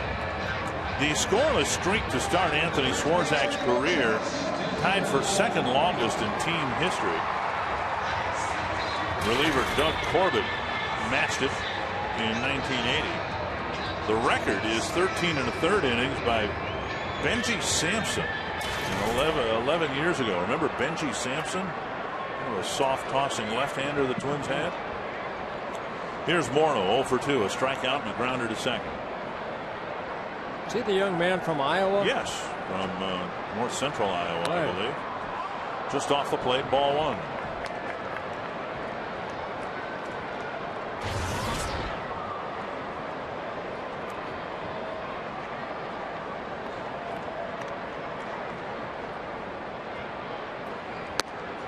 Ball around the plate, 2-0. Got a note here to say happy 67th birthday to Jan Peters from Waterville, Minnesota. Said she never misses a Twins broadcast. So Jan, happy 67th birthday. 3-0. I'm going to find out exactly Waterville is. It's I think it's by Elysian. Elysian is where Jerry Terrell is from, former Twin.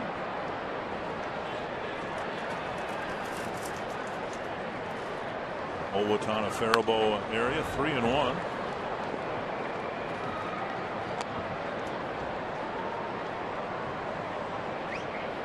I think I need a new map.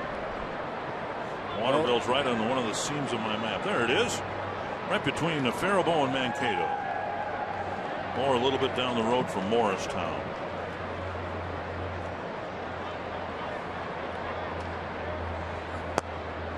Morneau draws a 2-out walk. First Twins base runner since Tolbert's leadoff single in the 3rd. Third walk of the ballgame for Beckett. And his first since he walked 2 in a row in the 2nd.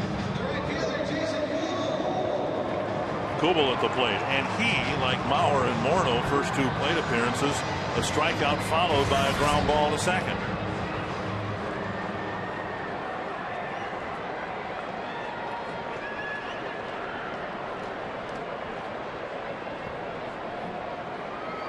Beckett's issued 3 walks. Twins with just a couple of hits.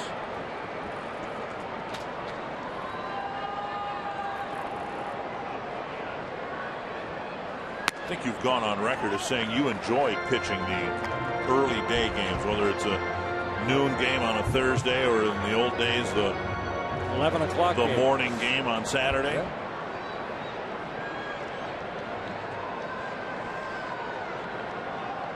Both pitchers have enjoyed success here today. Kubel takes a strike, 1-1. Still waiting out the rain in Cleveland. That game in the 4th inning. 1-0 Indians with the lead. Didn't Eric Milton pitch his no-hitter? Yes, on Saturday morning. Saturday morning, early ball game.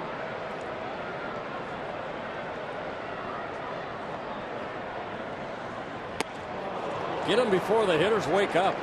Swing and a miss, 1-2. Presumably the Twins won't schedule any Saturday morning games because, as far as I know, there isn't a football team that's going to kick them out of their ballpark at Target Field. And Eric Milton pitched that on September 11th, 1999 against the Angels. Twins won that ball game 7-0.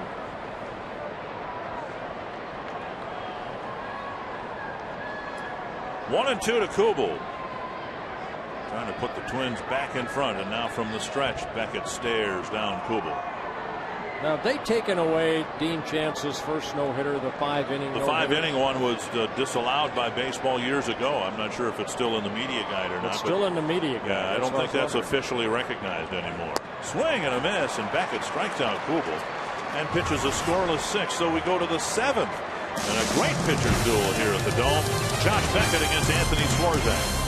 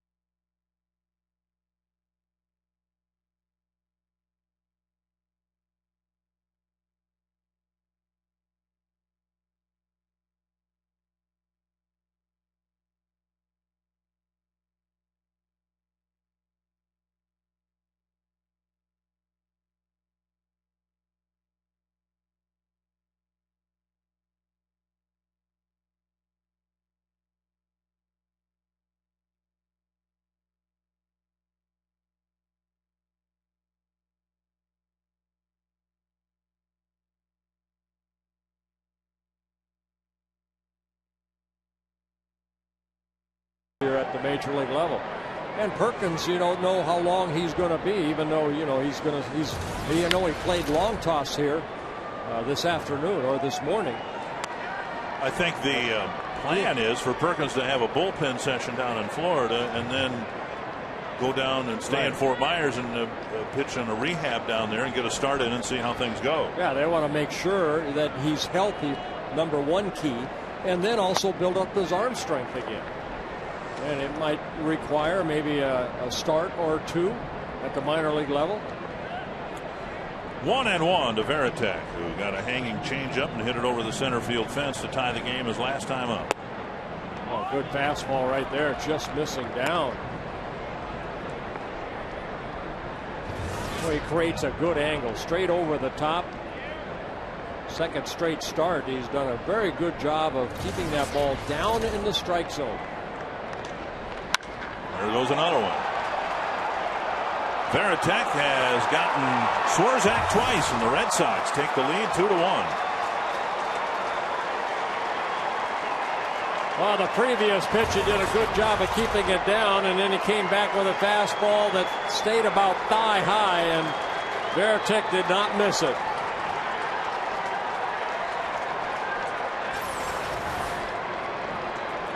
See where that pitch is right there. Varitek with that uppercut swing.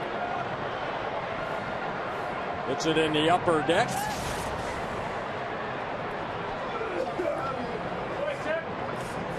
And now Jeff Bailey will hit.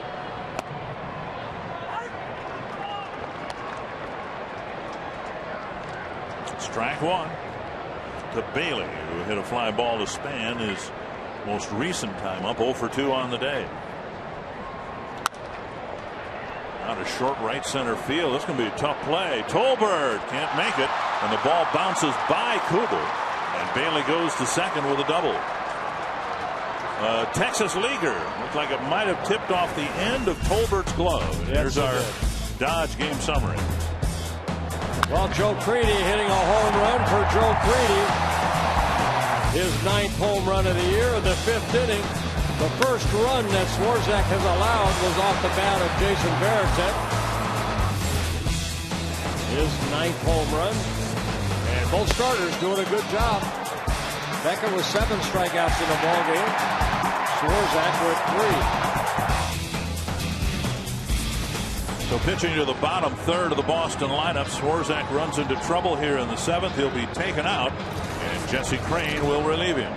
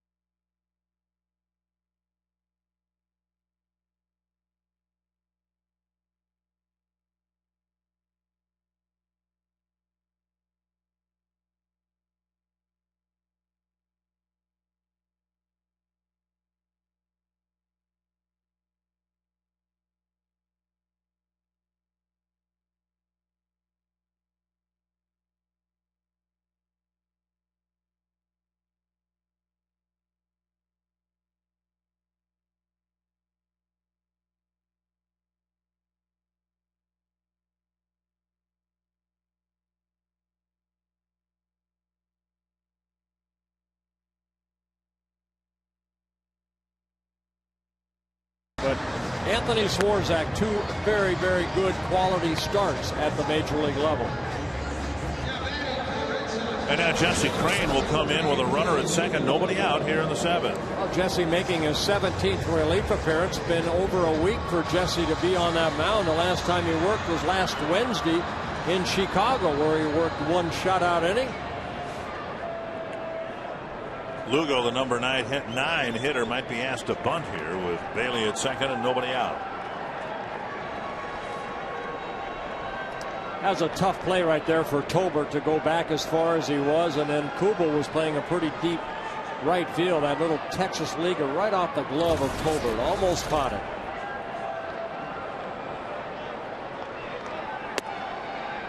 Down and away, ball 1. Lugo drew a walk his last time up, bounced to second in the 2nd.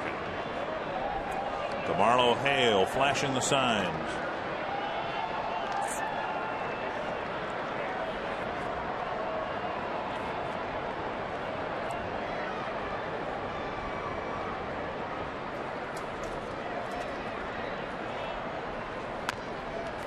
That ball hit him. He's out. He is in the box. I beg your pardon. Here comes Ron Gardenhire, though, to argue the point. Lugo bunted it into himself, and as long as Lugo's in the batter's box, he's protected. But Gardy wondering where he was and asking for some help, maybe from some of the base umps. Well, you can see, are you sure? Do you want to ask for help? That's all he wants. Well, Tishner emphatically signaled that Lugo was still in the box when the ball made contact with him. Tishner basically saying, I'm going to call this myself. I don't need help.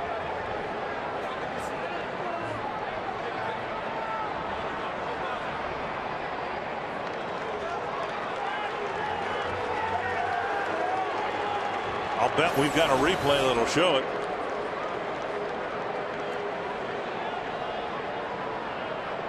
On his way out of the box, but still in it. Yeah, he's in the box. Here's a better shot right here. The ball hitting him right there when he's in that batter's box. So very good call by the home plate umpire. Now Lugo takes ball 2. You want to make sure you get an out right here. If they're going to bunt, you have to throw a strike, and that's what Jesse Crain needs to do here. That's why that call's so important. If Lugo had been out of the box, you get an out. The runner's still at second, and it changes things here in the 7th inning. Now bunted off the plate, 2 strikes, and if Crain can strike out Lugo, that would accomplish the same thing. Well, Boston doesn't sacrifice much. They have not had a sacrifice yet this year. So we saw Veritek try it earlier, and now Lugo to no success. Contrast that to the Twins. They've laid down 14 sacrifice bunts. Now with 2 strikes, the infield back at normal depth. Yeah, and Span had one earlier today. And Crane misses low, 3-2.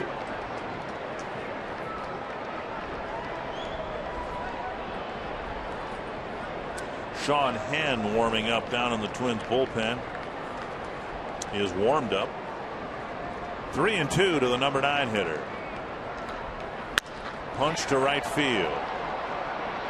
Kubel out there for the catch. Tagging and advancing is Bailey for the first out of the inning. And now, not with a bunt, but with a fly ball, Bailey moves up. Yeah, even though he was unable to bunt right there, he still got the job done by hitting the ball deep enough to right field. Kubel kind of backtracked right there. That allowed Bailey to go from second to third. So Sean Henn will be brought in here in a tight spot in the 7th inning with the Twins down a run.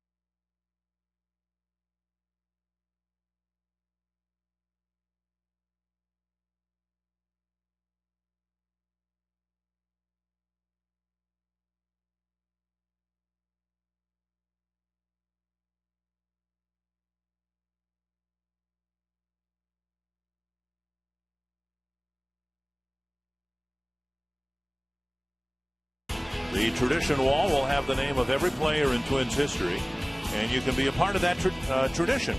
Visit twinsbaseball.com or call 877-TWIN-WALL to learn more about the Twins tradition wall at Target Field.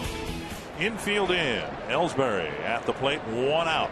And 1 run already in. Sean Henn, the pitcher, and a fastball up, ball 1. Well, you play the percentages right here with Ellsbury on that 22-game hitting streak. He's trying to keep that alive. Sean Henn making just his 4th appearance for the Twins since being called up from Rochester. 1-0 to Ellsbury. Sliced foul. Henn, for the most part, done a nice job of throwing strikes, and the Twins believe as long as he does that, he's going to be a very serviceable relief pitcher. Couple of walks in just 3 and a fraction innings, but one of those walks intentional. And we've seen him come in some key spots and been able to throw strikes and get people out. Well, he worked here on Monday, able to retire 2 left-handers, J.D. Drew and Jason Veritek. Veritek a switch hitters, but he got the 2 outs he was asked to get. Now he gets ahead of Ellsbury. Luis Ayala getting loose. Ellsbury's such a tough guy to strike out. 19 strikeouts in over 200 at bats. Doesn't walk much either, just 10 walks. But Henn gets ahead of him, 1-2. And the infield is in. 2-2. Well, that fastball inside might set up that slider away.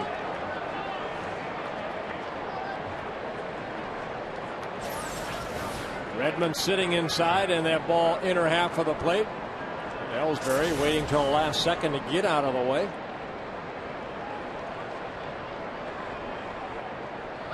Hit him. And so Ellsbury will go to first. And that'll bring up Pedroia, and we'll see if that forces another bullpen move for the Twins. Well, it looks like they tried to come back in again, and this time a little bit too far inside. Pedroia, right-handed hitter, but another lefty, Drew, is behind Pedroia.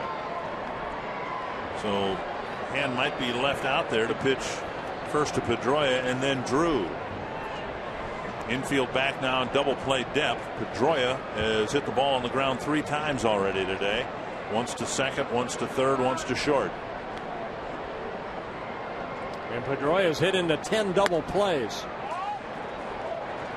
Second in the league to Lowell's 12.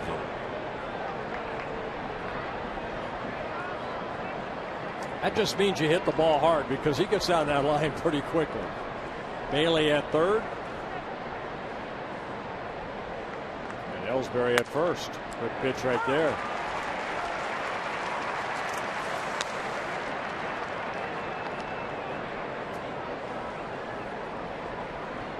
One and one to Pedroia. Red Sox taking their first lead here in the 7th inning on a Veritek home run, and trying to pitch out of some trouble here in the 7th.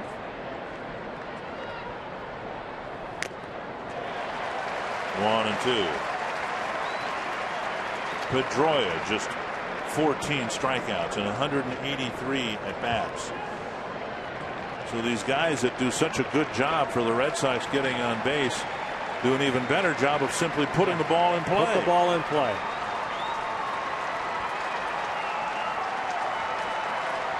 One and two. Hand sure could use a strikeout. 2 and 2.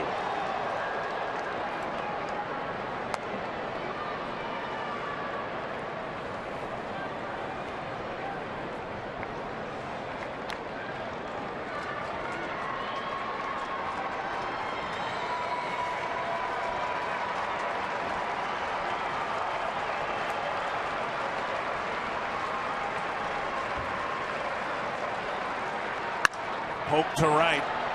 Kubel there for the catch. Here comes the runner. Here comes the throw. Safe! And Redmond is furious.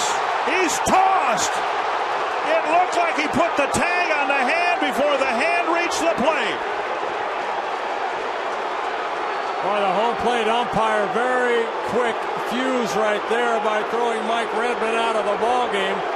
And a longer fuse, but the same conclusion here with the manager coming out. I can't believe Ron Gardenhire is going to stay in the game. Yeah, he's gone too. A great throw from Jason Kubel. And at first look up here, it looked like Redmond got the hand before the hand reached the plate.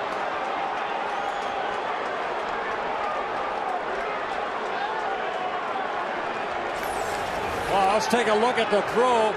It's a solid throw right here. Redmond catches it, and then right there, looked like the elbow of Bailey right there before he could touch the corner of the plate. If he touched the corner, maybe this angle will show us whether he even touched the plate. Right there. Yeah, he got part of the plate, but it looked like Redmond was able to just touch him before that hand dropped on the plate. Well, a costly call and a costly ejection, because now the Twins have lost the designated hitter for the balance of the game. And I'm sure Ron Gardenhire not too fond of the call and then the quick ejection, because now the Twins are in a real bind.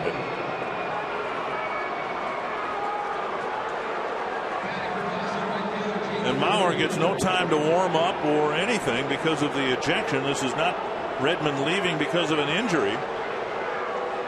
First, runner at first, 2 outs, and a 3-1 Boston lead. They'll appeal at third. What a great throw by Jason Kubel on the fly to the plate.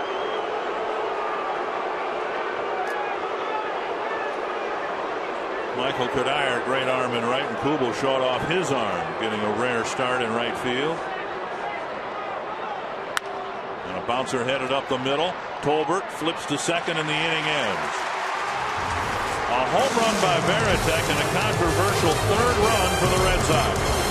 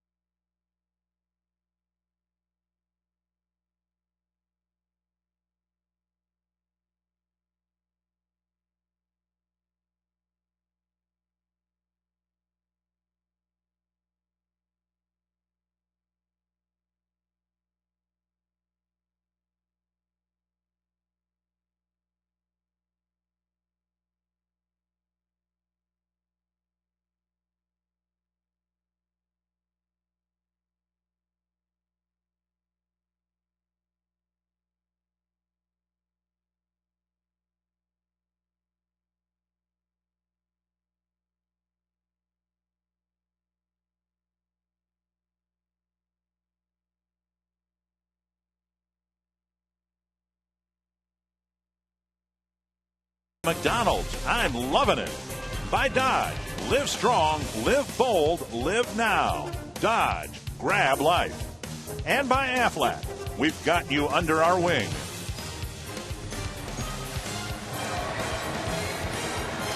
Oh, there you go. You're a Mountain Dew fan of the game. Good fooling around. Jerry Lane, the crew chief, coming over and explaining something to Scotty Ultra. The umpires have been conferring as Beckett has been completing his tosses here, his warm-up tosses, and I've seen 4 fingers extended in the air, and I think what they're saying is that the pitcher's spot is due up in Redmond's spot, right, which would be 4th this inning. Right. And now Terry Francona coming out, talking now with Todd Tishner. And Jerry Lane talking with Josh Beckett about something. Ron Gardenhire is out. Twins have 4 bench players available to them. Michael Cuddyer, Carlos Gomez, Nick Punto, and Brian Busher. Yeah, once Redmond was thrown out of the ballgame and Joe Mauer was inserted as the catcher, then the pitcher goes into the spot of the ejected player. And that being Mike Redmond. So the pitcher's spot would be 4th this inning and 8th on the scorecard. Beckett now staked to a 2-run lead, facing Creedy, who's reached him for the only run he's given up. He takes a fastball down the middle of strike. And the fans letting Todd Tishner hear it with every call against the Twins. Creedy homered in the 2nd, struck out in the 4th.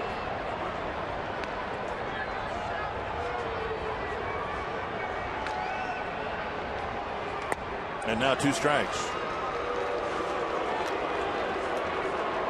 Creedy, Harris, Young, and then a pinch hitter due up here in the 7th. Yeah, Beckett has been tough over the last 4 innings. He's been tough the whole ball game, but he's really settled in nicely. 7 strikeouts. When tapped in front of the plate, Veritek fires to first, and Creedy is retired. Time for the Quest high-speed pitch. Josh Beckett at 94 and Anthony Swarzak topping out at 92. It's interesting because up until now there's been no activity in the Twins bullpen. Yeah, somebody's getting up now. And Ayala, who was warming up before, right, will get a chance to get loose again, presumably if Henn's spot comes up here this inning. Yeah, Rich Dalmasic right there, answering the phone down in the bullpen. Here's Brendan Harris.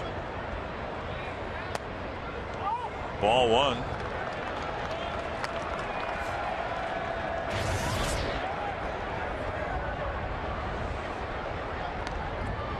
Harris walked and lined out to Youkilis in the 4th inning. Beckett goes for a little stroll, maybe thinking that breaking ball was a strike. Yeah, Youkilis made a great play to get Harris to end the 4th inning, diving to his right. Pitch left up, and Harris fouls it back. Well, Beckett in his last start, his longest outing of the year, he worked 8 innings against the Mets. He left with the lead. He allowed only 1 run, an unearned run in the 8 innings. 1-1 to Harris. Came inside, got a swinging strike 2.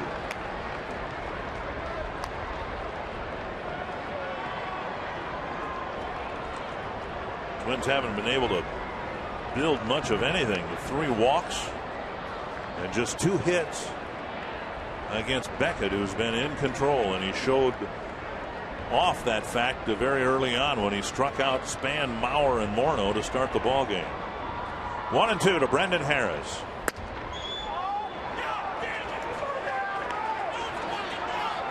And Beckett with a profanity-laced sentence. Yeah, Varitek's protecting his pitcher right here. Well, but Beckett, we could hear it now. Varitek has been tossed, and Francona will soon follow, I would suspect. Tishner has had a very unsettling 7th inning. Yeah, he's gone too. 4 ejections, and now Tishner almost pointing to his feet and an imaginary line saying, okay, cross over here.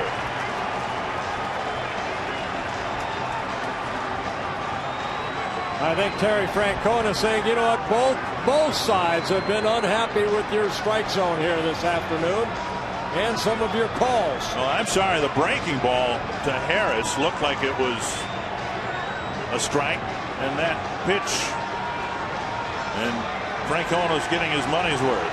But now both catchers have been thrown out of the game. The difference, of course, on the Boston side, they have Kataris on the bench. The Twins did not have Mauer on the bench. Well, Beckett's the one, I think, that started this right here. I mean, it's a pretty good pitch to Harris. That had plenty of the plate. And you can see Beckett's reaction. And now Varitek is going to stand in for his pitcher and take all the abuse. And whatever he says right here, you see Varitek. I don't know if Varitek says anything right there. He holds it for a split second. Well, I could hear somebody, I thought it was Beckett, utter a profanity. And then Varitek trying, as you said, to protect his pitcher. But of course, you can't argue balls and strikes. And that's what Varitek is doing. And Francona just couldn't get there in time to keep his catcher in the game.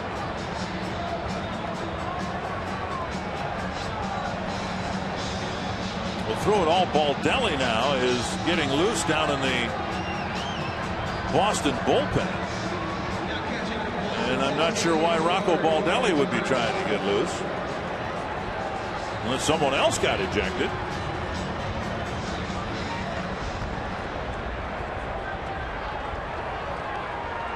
He's got a catcher's glove on.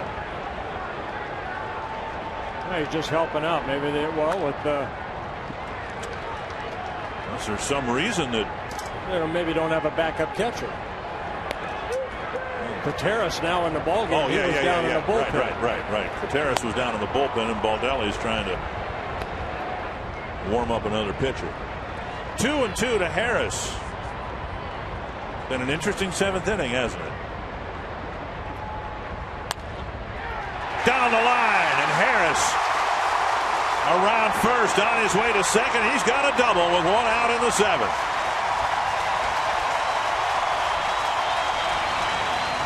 Well, Harris hit a pretty good pitch right there. The curveball that kind of went down, and Harris just dropping the barrel of the bat, lining it past the diving Mike Lowell into the corner. Bailey gets it back in, but Harris, 3rd hit for the Twins, his 5th double of the year. And now Delman Young. Young walked in the second, hit a ground ball to short in the fifth.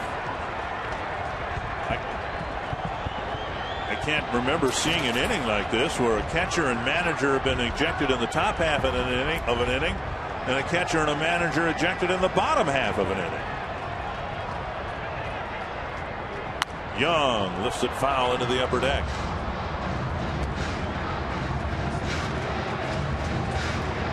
Kadire is in the on-deck circle. He might get a chance here in the seventh. And presumably Ayala then would pitch in the eighth inning.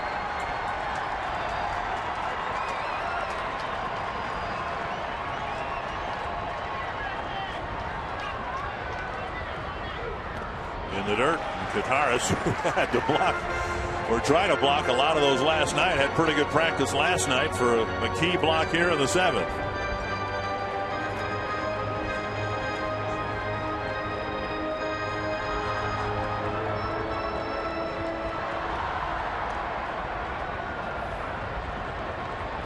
One and one to Delmon Young.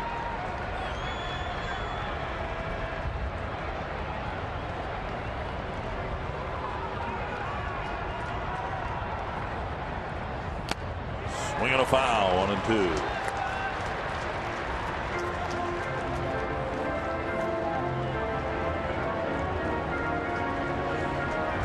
Beckett pitching to his second catcher this inning.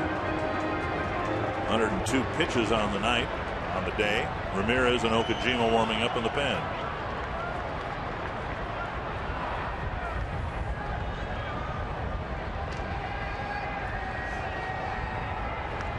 One and two to the Twins left fielder. And reaching across the plate, he taps it foul into the Boston dugout. Well, ninth straight start that Beckett has thrown over 100 pitches. His first start this year, he threw only 93 pitches in 7 innings. After that, everything's been over 100. 1-2 again to Delmon Young. Bouncer, foul. I don't know what's going to happen this inning, but what an impressive at bat by Brendan Harris. With Beckett in control all afternoon long. He had a long at bat, even discounting the ejections that occurred in the middle of the at bat. And he ends up at second with a double. Twins trying to get him around with an answering run in the seventh.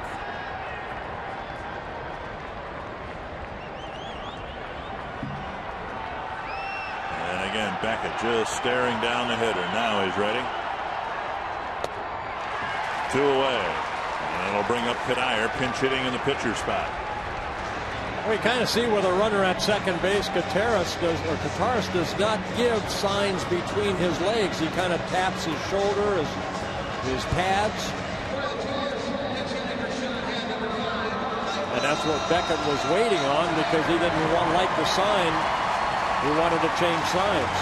Adam Abrams, the public address announcer, making a curious announcement. Pinch hitting for Sean Henn. Michael Kadire. Kadire had a tough night at the plate last night. Had a tough time making contact against Daisuke Matsuzaka. See if he sits on fastball right here and ready to swing. And the fastball away. Beckett with 8 strikeouts in a ball game. Kadire 1 for 6 lifetime against Josh Beckett. It was a home run.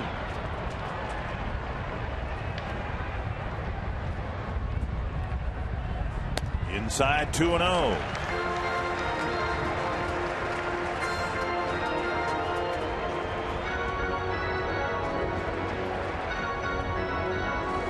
In the 7th inning, remember how it got started with at least the contentiousness of the inning when Lugo tried to sacrifice and bunted the ball into himself in the batter's box. 3-0 with Tolbert on deck.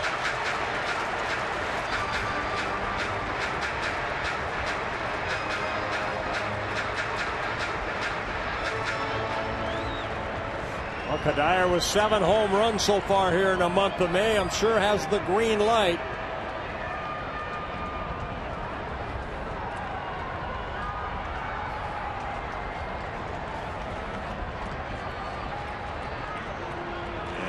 Beckett wants to talk to Contentious.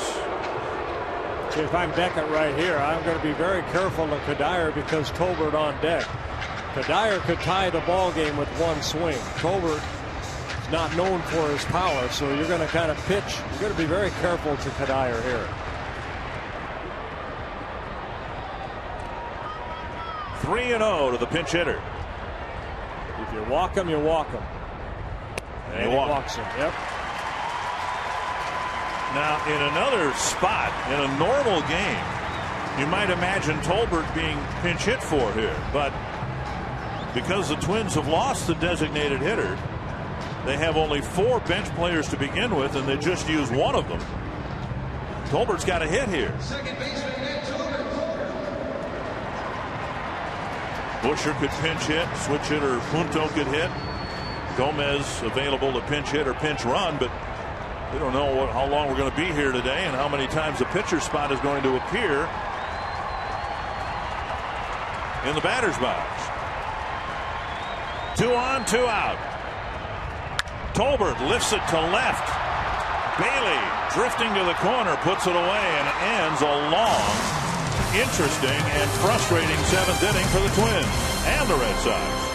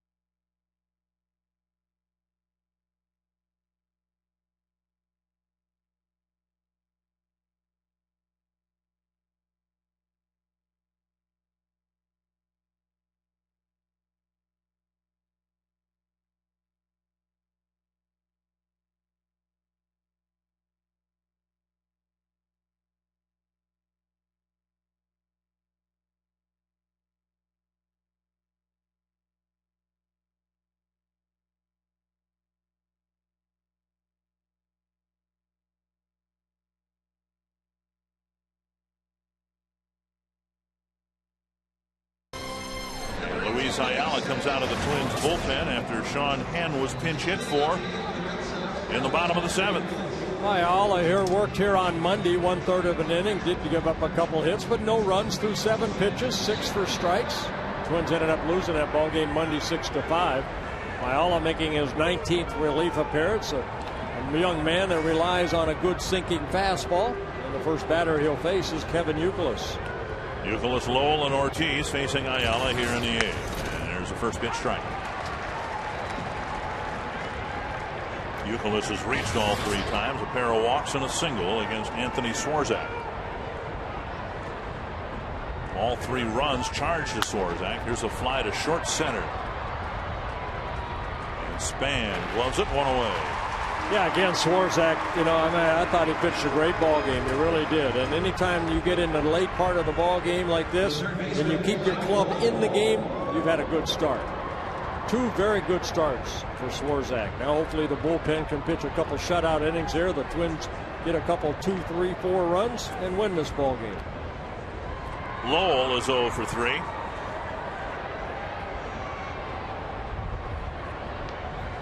Swing and a miss.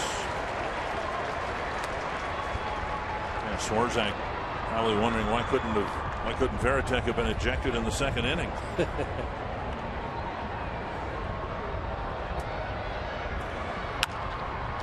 Back to Ayala. 2 down. By the way, it's the first career ejection for Mike Redmond.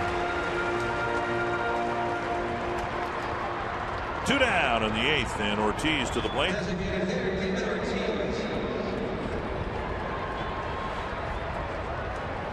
Ortiz with a single and a pair of strikeouts. Twins put the shift on with Harris, the shortstop, playing about where Harris, the second baseman, would normally play. Belt high strike.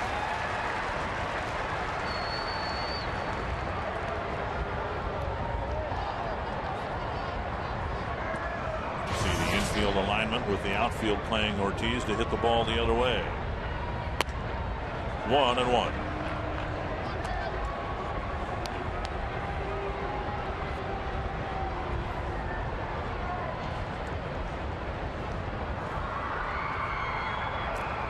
Pitcher number 4 for the Twins this afternoon. 1-2.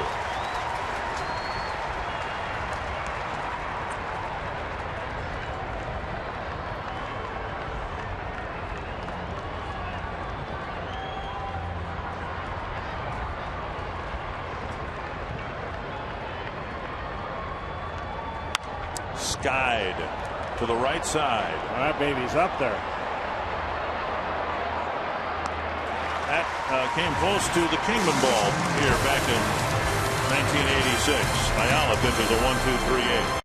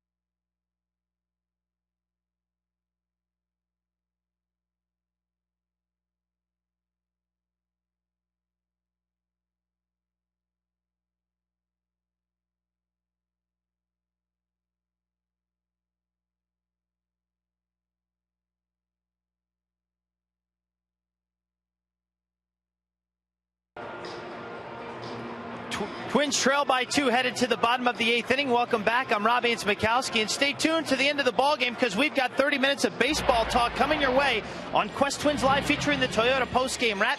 It was a pitcher's duel as Josh Beckett has given up just a run through 7. Anthony Swarzak gives up just a run tonight as well, 3 earned in total. Athletic infield play is our instructional tonight with Tim Laudner and the rest of the gang, and Creedy's back. Back in action, that is. 4th home run in his last 5 games. He had a good day. We'll break that down as well. It's all coming up following the game on Quest Twins Live. Dick? Thanks, Robbie. The inning setting up well for the Red Sox. Hideki Okajima, their only left-hander, coming in with 4 straight left-handed batters due up. Span, Mauer, Morneau, and Kubel. Yeah, Okajima worked here the other night, making his 22nd relief appearance. Very good 2.70 ERA out of a very good bullpen.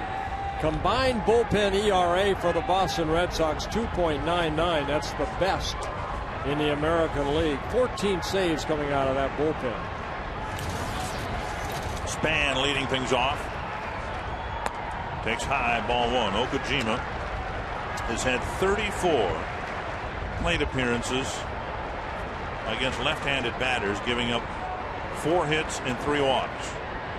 Very, very stingy against lefties, and the Twins will try to get something done here in the 8th against him, starting with Span.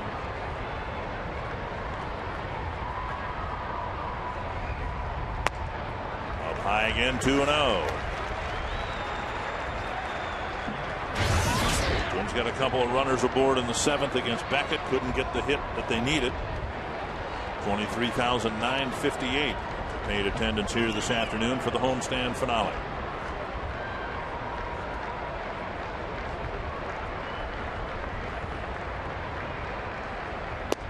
3-0 again.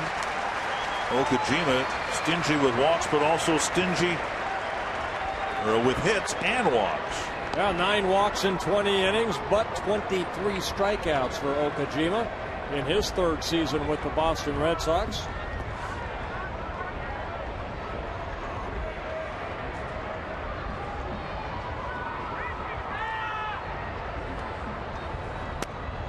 On the outside corner, 3-1.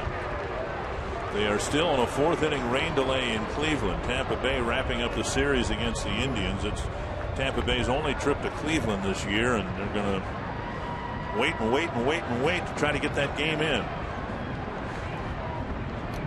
And Tampa Bay's success in Cleveland, they're saying rain, rain, rain, rain, rain. Let's get out of here.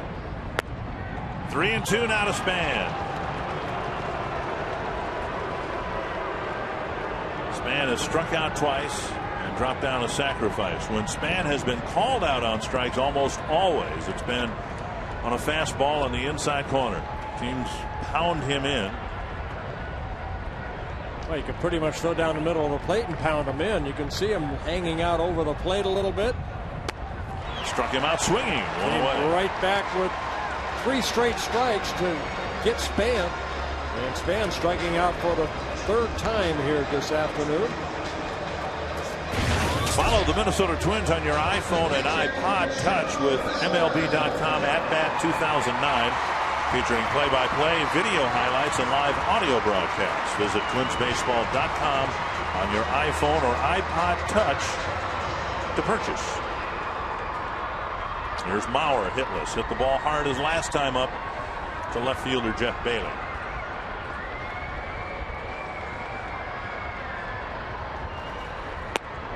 Drops a breaking ball over. Strike 1.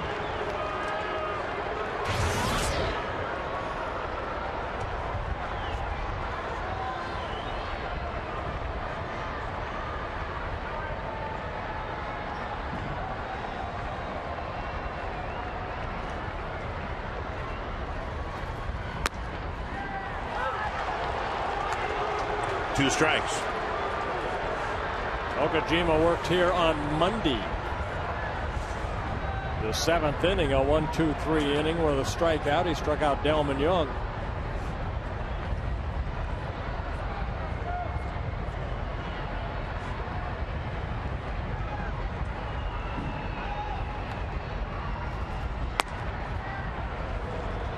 One and two.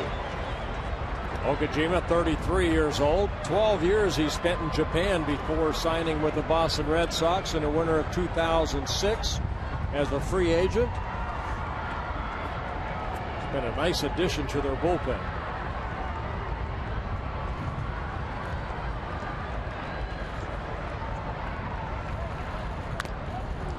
And a foul.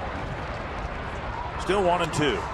We showed you here the other night, Okajima, or the other day on Monday afternoon, how his neck or his head goes through his delivery. And he pops it back up real quick.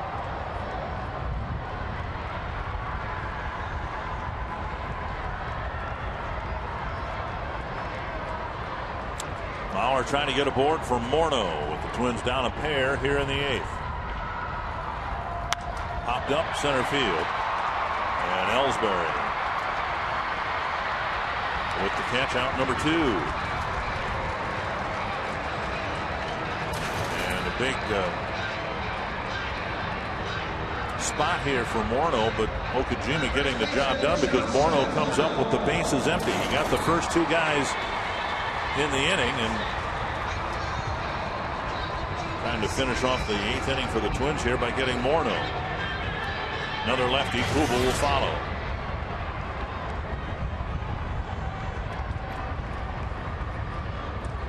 Morneau drew a walk against Beckett in the 6th.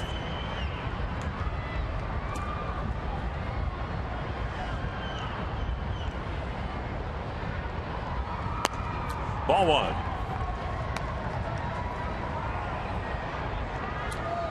This Boston bullpen has been wonderful for Terry Francona this year.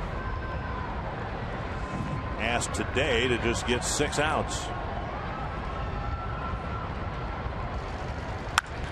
Drilled to center. A knuckleball as it sailed out to center. Morneau has a hit, and that will get Kubel to the plate, representing the tying run. Well, Kojima will have to pitch up, and Justin just hammers it to straightaway center. Twins get only their 4th hit of the ball game.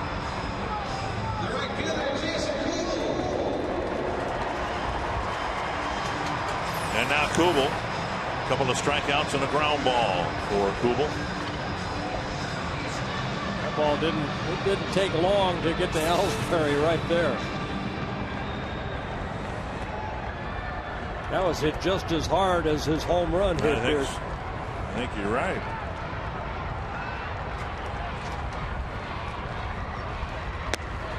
Fastball for strike 1. Been a couple weeks for Kubel since he's hit a home run. 2-run homer against Joel Zumaya 2 weeks ago today.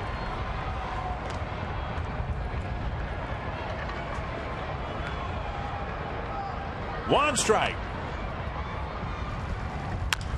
Little dribbler up the line, and Youkilis will go to the bag to finish off the inning. Twins are done in the 8th. El Kojima gets 3 outs from the 4 left-handed batters, and the Red Sox still lead by 2.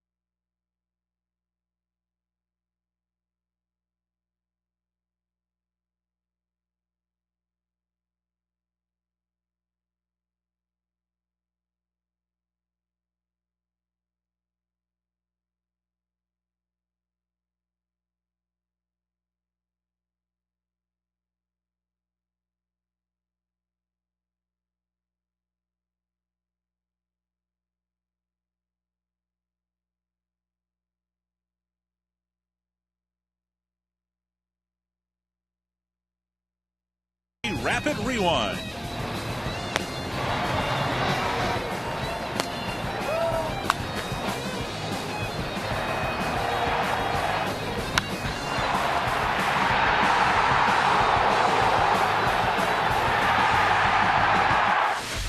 AT&T, the nation's fastest 3G network. AT&T, your world delivered.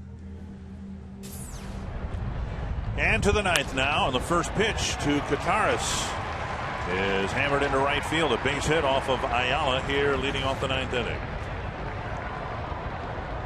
So the catching spot for the Red Sox, a productive one for Terry Francona.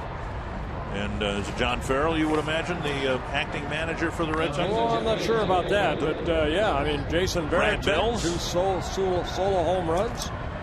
And Contentious right there, his first swing, a base hit.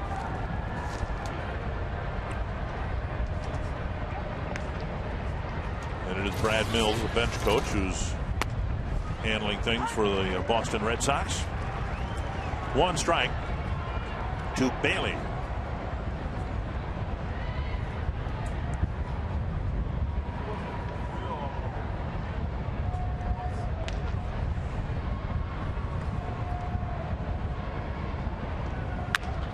Double play ball. Creedy to Tolbert. To Morneau, 2 down. The more the Twins see of that when Ayala's on the mound, the more encouraged they're going to be that he's pitching to form. Well, trust your stuff. He relies on that good sinker. Good movement right there. In on Bailey, makes him pull the ball. Good turn of a double play. Creedy over to Tolbert, over to Morneau.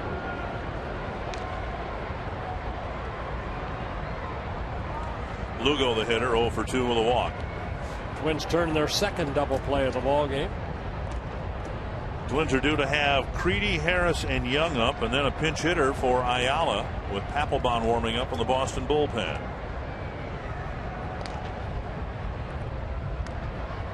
Up and in, ball 1.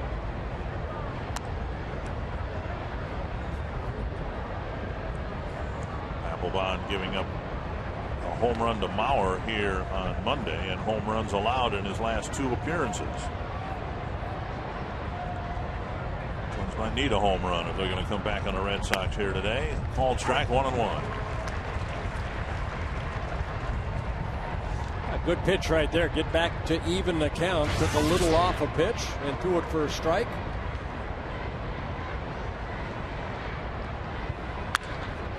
To Creedy to end the inning. A well-hit ball, but Ayala comes in and gets 6 outs from 6 batters. We'll see if there's a 9th inning comeback in the Dome today.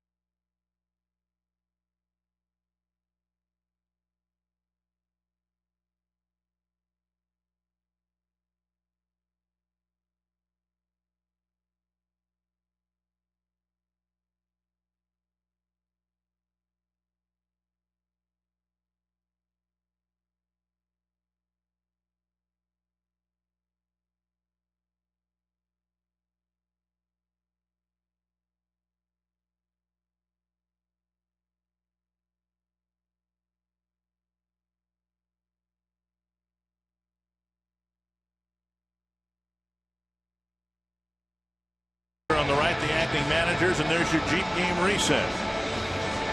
Well, both starters pitched good. Beckett just a little bit better. 7 innings, allowed only 1 run on 3 hits, and that run coming off the home run off the bat of Joe Creedy. Anthony Swarzak, a 6+ innings, gave up only 5 hits, 3 runs, all earned. Joe Creedy, Brendan Harris, Delman Young, and then a pinch hitter for the pitcher if the Twins can get a base runner or more aboard against Papelbon. Well, Papelbon 12 saves and 13 save opportunities. He picked up the save here on Monday, even though he did give up that home run to Joe Mauer. Juan Fuentes of the Angels leading the American League with 13 saves. Ball 1.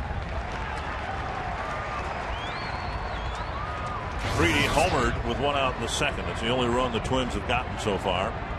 Hammered a fastball to left off Josh Beckett.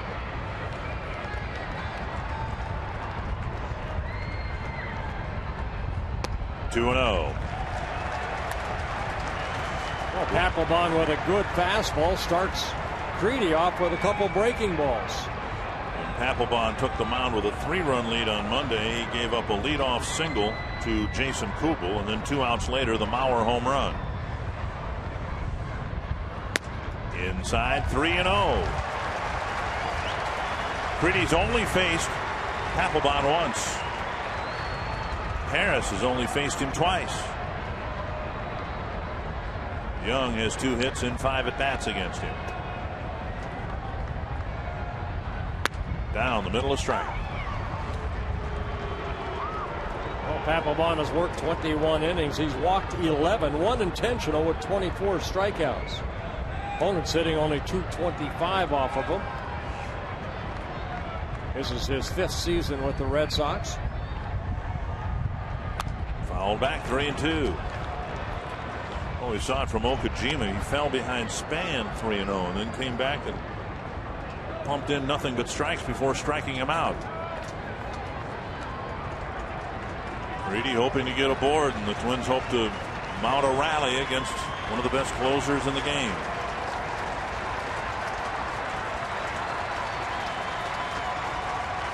Three and 2. All back into the audio booth, 3 booths down from us. Yeah, we don't get too many baseballs up here. We like it that way.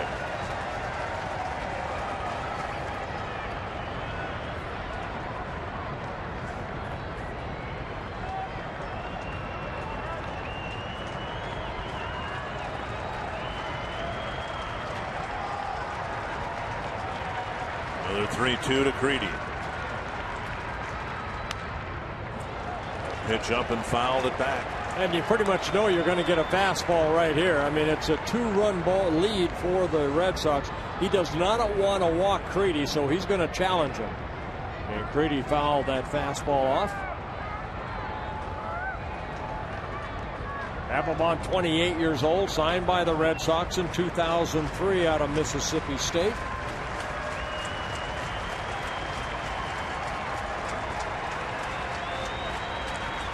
Three-2 again. Popped up right side. Youkilis calling for it. 1 down. What a combination for Papelbon. Overpowering stuff and the ability to throw it over the plate. Harris now hoping to get aboard. Young, and then the bench players available for the Twins: Busher, Punto, and Gomez. They've already used up Michael Kadire. So if there's a man aboard, the options are pretty slim in terms of power. Busher, the only one of the 3 who's hit a home run. Strike 1 to Harris.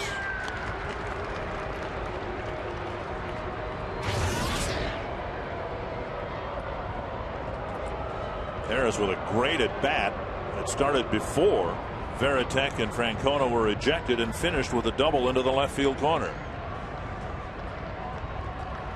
Up the middle, and that'll bleed through. So Harris with another big hit, rolling one up the middle, and the Twins will get the tying run to the plate. Yeah, Harris getting his 2nd hit of the ball game. And the Twins get their 5th hit this afternoon, right back up the middle.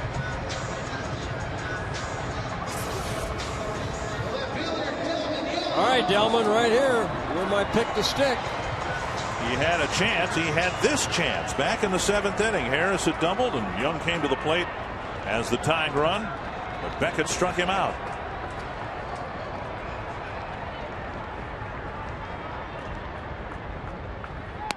Outside a ball. Young was just the 1 home run this year. That was way back in April against Mark Burley. Yeah, that in Chicago. Papelbon has given up 3 home runs on the year. 1-0 to Delman Young. Fouled back.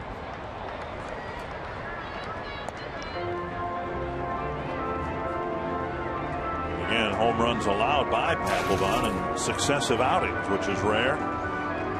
Rally caps are on.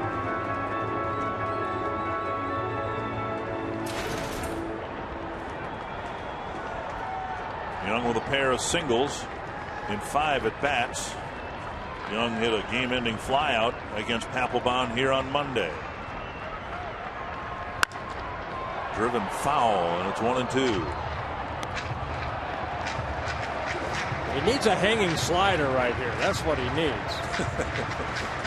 Nice grab by that fan. Getting high fives all around.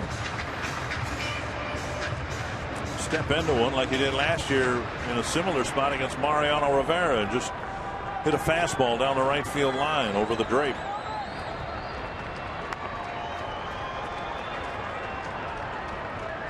One and 2 to Delmon Young. Driven to right. Get over his head. Drew there to catch the line drive, and out number 2. Young with a well-hit ball for the second out. And that'll bring up the last hope for the Twins, Brian Busher. Hey, hit it sharply right there, but Drew, you're playing a little bit deeper right here anyway. You don't want any extra base hits hit behind you. Drew able to flag that down.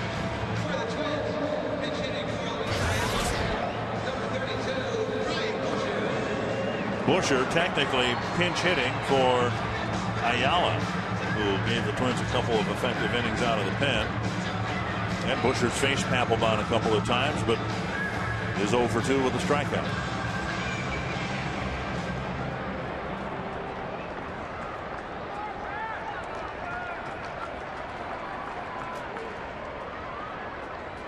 Busher with 1 home run on the season. Harris goes to second. Red Sox don't care, and Busher takes strike 1. Defensive indifference ruled, allowing Harris to pick up the extra base.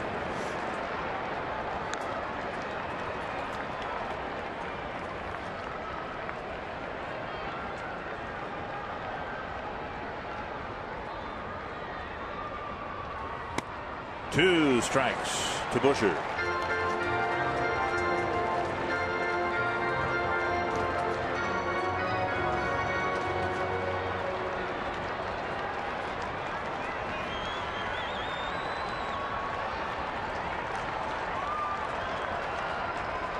Busher trying to keep the game alive for the Twins.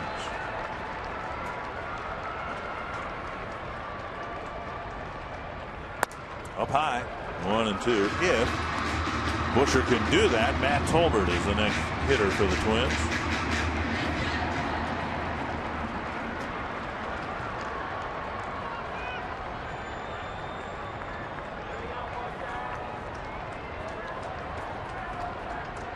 One and 2 to Brian Busher.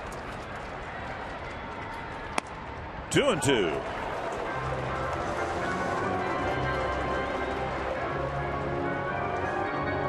Well, Busher's home run came here at the Metrodome back on May 8th against Miguel Batista. A 3-run home run. 1 for 3 as a pinch hitter. Twins have a couple of pinch hit home runs this year. Struck him out. And the Red Sox split the 4 games here in Minnesota, and the Twins won't see them again. Yeah, we'll see him in spring training next year, maybe in postseason. We'll see him maybe in October. Yep. Ellsbury had his hitting streak broken. Let's go down to Anthony LaPanta for a preview of Quest Twins Live. Guys, we'll be talking much more about